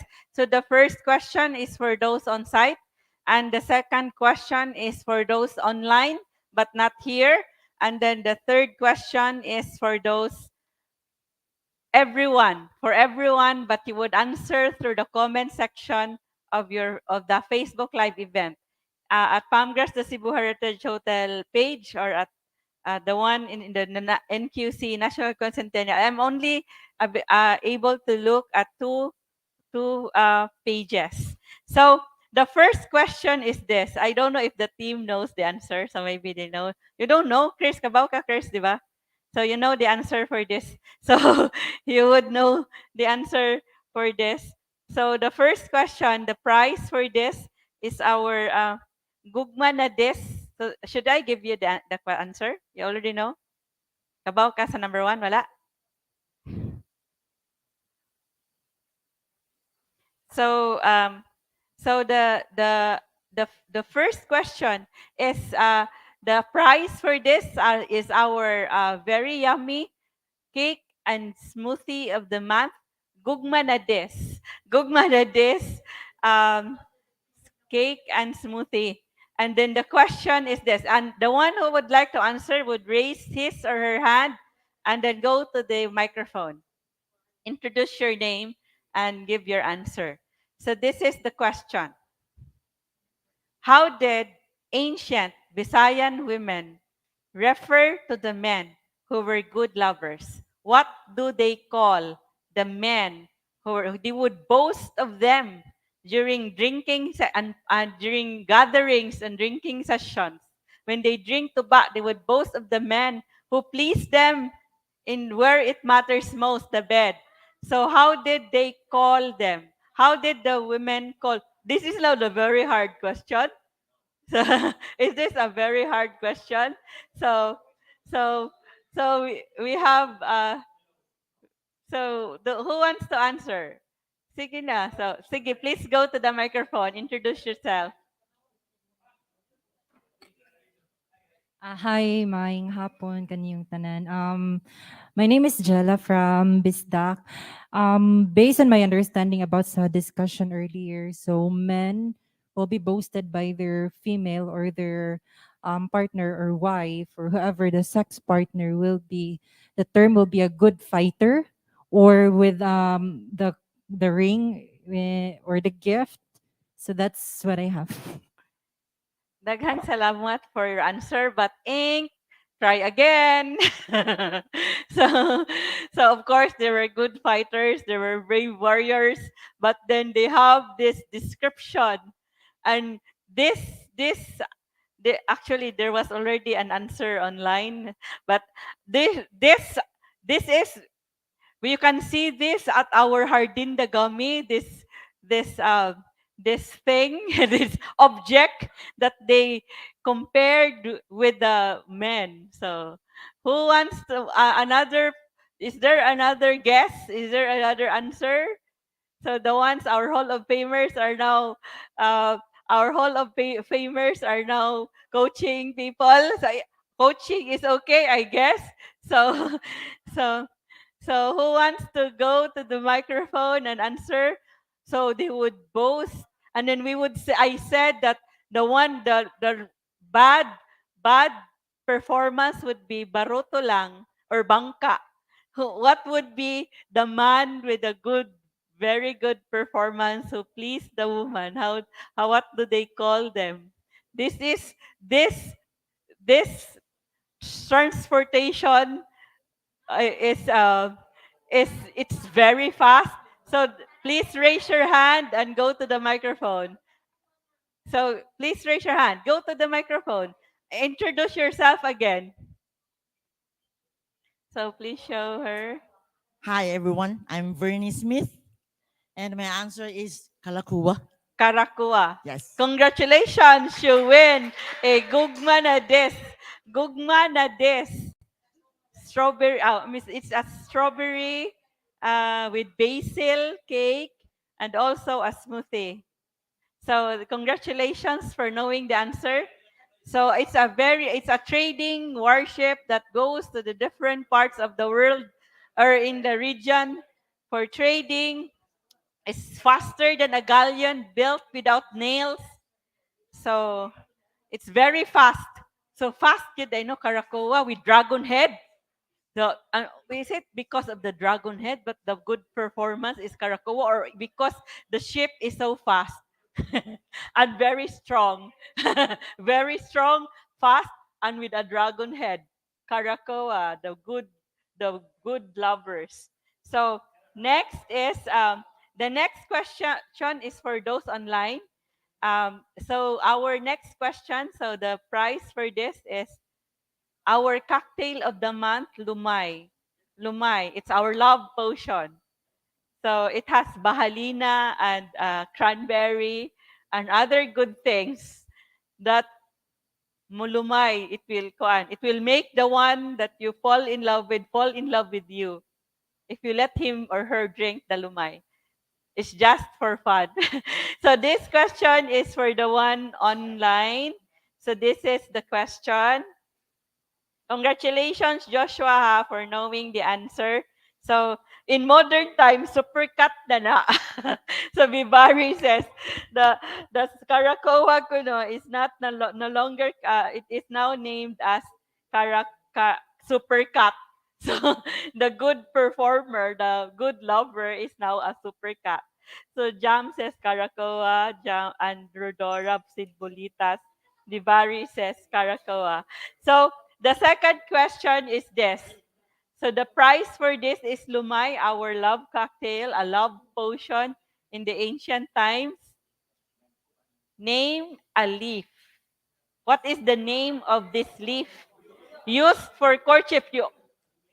Ang on-site audience kay disqualified unless no one will answer online. So, so name a leaf used for courtship in Precolonial Visayas. So, bright na kayo ang on-site audience. They all answered na the correct answer. But then, unfortunately, this is for the online audience. So, what's the answer now? So, is there someone who answered? Oh, kuan man online, on-site ba nining si Nel o si Rodora? Is Rodora on-site? Si Alan, online ni si Alan. Unfortunately, Alan, you have hapit na, but then hapit pero dili nadugang hapit pero sobra. Sobra, kung sobra di na pwede. Kinanglan exact lang gyud na dili mo sobra. Kinsay ni answer? Jam De Los Santos, congratulations, you got the correct answer and you win a love cocktail, Lumay. So you will be able to claim this when you come here at Palmgrass, the Cebu Heritage Hotel. Congratulations to Jam for knowing the correct answer. So before we will give you the third question, we would like to show you the third and final, the last episode of our Hello Love Lumay. What happened to the baby girl? She was looking for Lumay. She went to the Tres de Abril marker. May gani wa siya ka madagma sa sa dito. So she bumped into the Tres de Abril marker. So of course, Tres de Abril was where the Battle of the Katipuneros happened in 1898. So he was able to go, he bumped into the Tres de Abril marker and found herself waking up in 1898 in Cebu City where they already were fighting against the Spaniards. So what happened to Baby Girl? So let's find out with the Hello Love Lumay, Where Do Broken Hearts Go? Episode 3, Where Do Broken Hearts Go?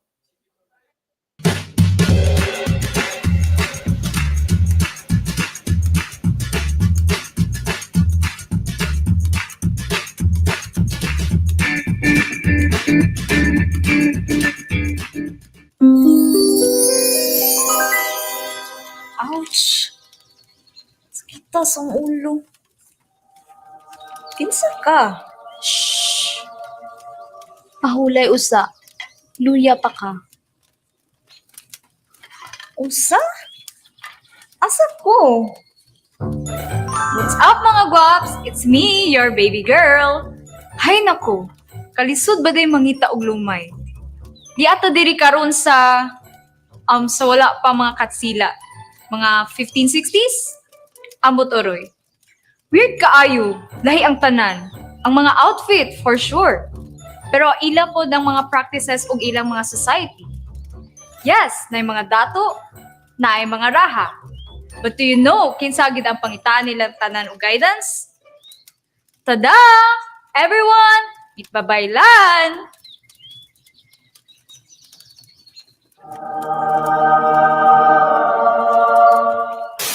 Doon na ba kay important nga decision nga buhaton in life? Nakulbaan for something? Need ka og klase-klase nga mga materials para sa klase-klase nga mga activities? Babaylan is the girl for you. Naabay nangaway nimo? Si mga katsila nga mga nangari pero wala tuguti? Di pang raid ba nila inyong mga balay? Mangawat ba sila og mga pagkaon? Pwes! Hiluin na sila! It's super effective! Scared to say your feelings? What if you don't have to? Yes!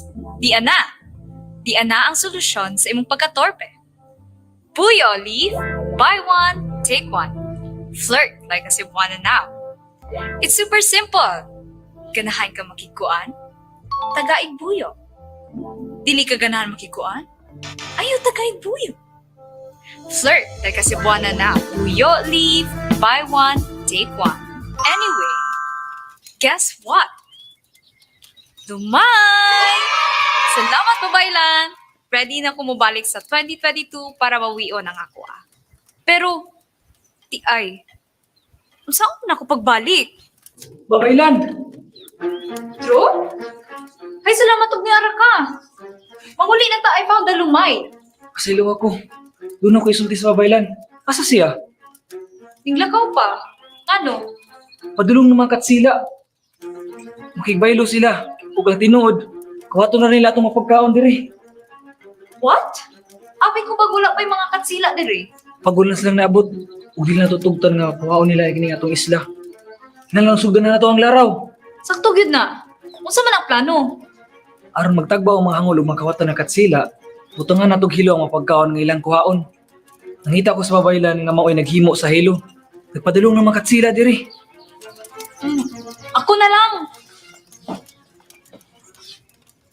Kini. Moni ang hilo. Daghan kayo salamat. Tara, let's go. Bawiin na ito kung sa ato. Okay na? Bawal na nato Pilipinas? Grabe na gini mo pagkapakong no?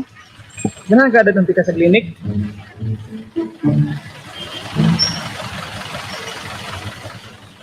Huwag na lagi lahi sa imo. Ha? Ano man? Ambot. Bukas sabot. Huwag higaan akong pamati. Aw! Wala na sa kumay.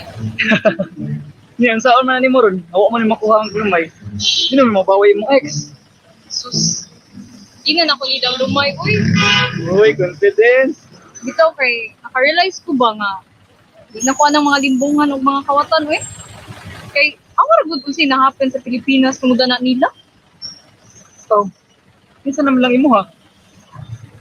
Bakit ikaw? Ha? Joke. Wait sa.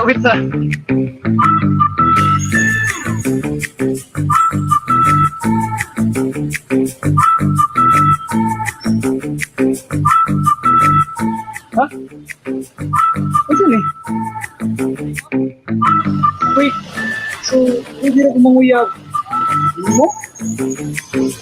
Baby, wait ka!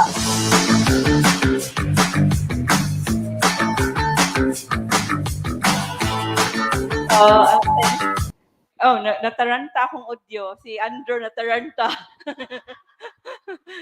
Congratulations for that fun video performed by the talented staff and interns at Pamgras, and also written also by a talented former intern of Pamgras. So daghang salamat for showing also how our ancestors practiced courtship and also how they fought. So it's actually looking for love, and she also saw how our ancestors fought against the colonizers. So di na niya kinahanglan og lumay. She doesn't need a lumay, and she is now the empowered woman who doesn't need a lumay. so, so now our last and last but not the least question. So this is the question for everyone. So is there a comment or anything? So Jam says, I'm still in the province, our winner. So you can claim this anytime when you are in Cebu. Just send us a message so that the our Hardin Dagami would be ready to prepare your lumay for you. so so this is the third question, and this will be answered at the comment section of Pangas, the Cebu Heritage Hotel page. And I'm also looking at the National Quincentennial Committee page, also, although there are less comments there. So this is now the third question. You will all answer, even those on site can answer, may answer, you may answer also. So the prize is a romantic soak and chill, 5 hours use of our rooms for heroes, and an access to our salt water dipping pool with free cocktail for two. Love cocktail for two.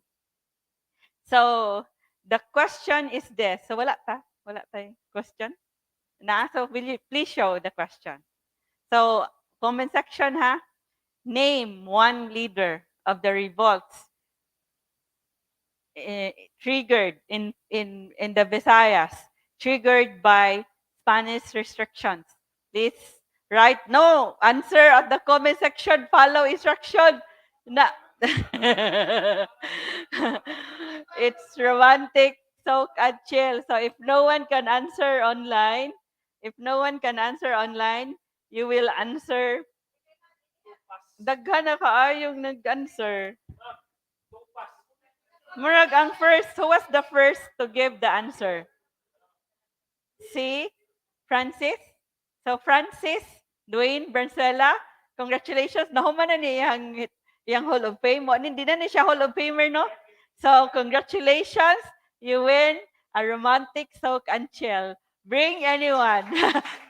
Pwede ra friend or someone special. So congratulations to Francis. So his answer is Tamblot and the Tamblot Revolt by Ferdinand. Tupas is also correct. Tupas is correct. Tamblot, Bangkaw, and all the others. So daghang salamat for joining us. So we invite you to our upcoming event tonight, Gugma na Des Valentine event with Harana at 8 o'clock. And on February 28 with our Lami event with the ikapitong tuig sa Kapihan ni Lumaya.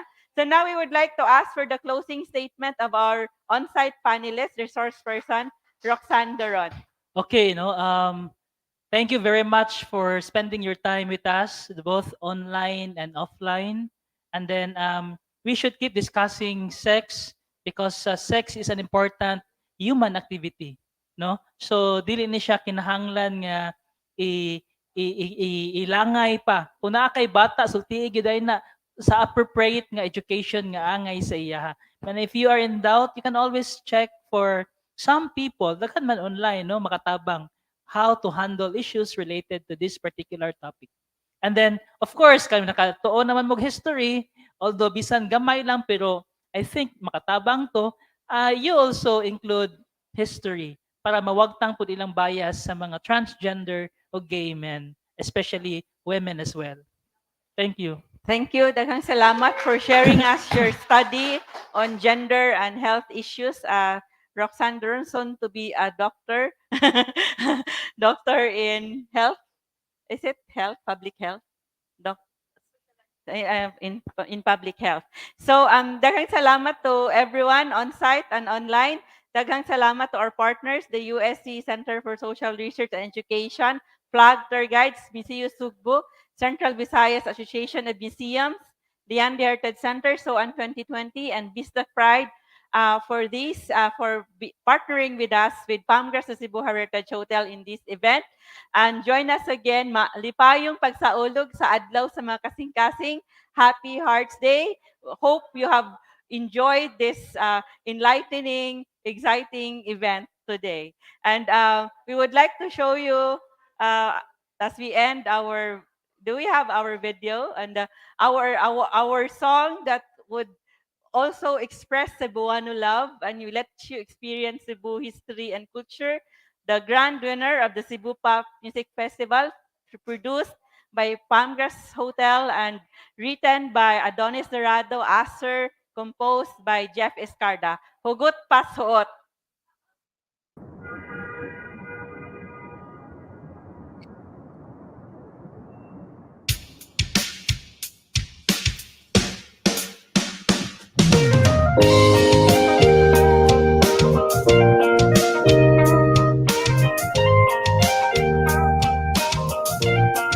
Yeah. Paminawa, kaning litanya, kabahining bisda kong paghigugma. Para buyag, kasing-kasing kiat, para buyag, abdik pa ni Leon kilat. Pagpanggako gay, paspuso sa larsyan, muhumok, igbahog sabaw sa linarang. Humukog ilong, tanalaag tas kulon, at tuon, tadapit nga makasaysayon. Lapik sa dila, ugot siya sa pulong, dugan mo siguradong makumong-kumong. Hugot pasuot, hugot pasuot, hugot pasuot. Bahalag saging, basta labing. Bahalag buwan, basta tupad. Bahalag toyo, basta video. Bahalag inamos, basta langgakol. Bahalag hilaw, basta ikaw. Bahalag korne, basta perme. Bahalag lanay, basta tanday. Bahalag dukot, basta lang hugot. Hugot pasuot, hugot pasuot. Kasing-kasing kapuno sa kahimuon. Huot pas hugot, huot pas hugot. Ikaw akong forever, wala'y magbuot. Hugot pas huot, hugot pas huot. Bisag ipadpad man sa tumang kalimot. Huot pas hugot, hugot pas hugot. Sa dalan kulon, kita mag-abot. Bahalag piit, basta sikit. Bahalag magumos, basta lang timos. Bahalag mo loong, basta mo haom. Bahalag di makaya, basta kita. Di ka biyaan, tuura jud na ako. Murag General Maxilum ni kon mo plano.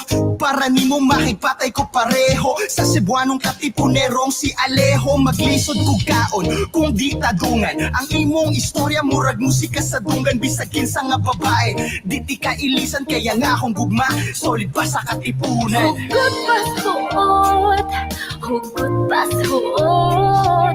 Kasing-kasing kapuno sa kahimuon.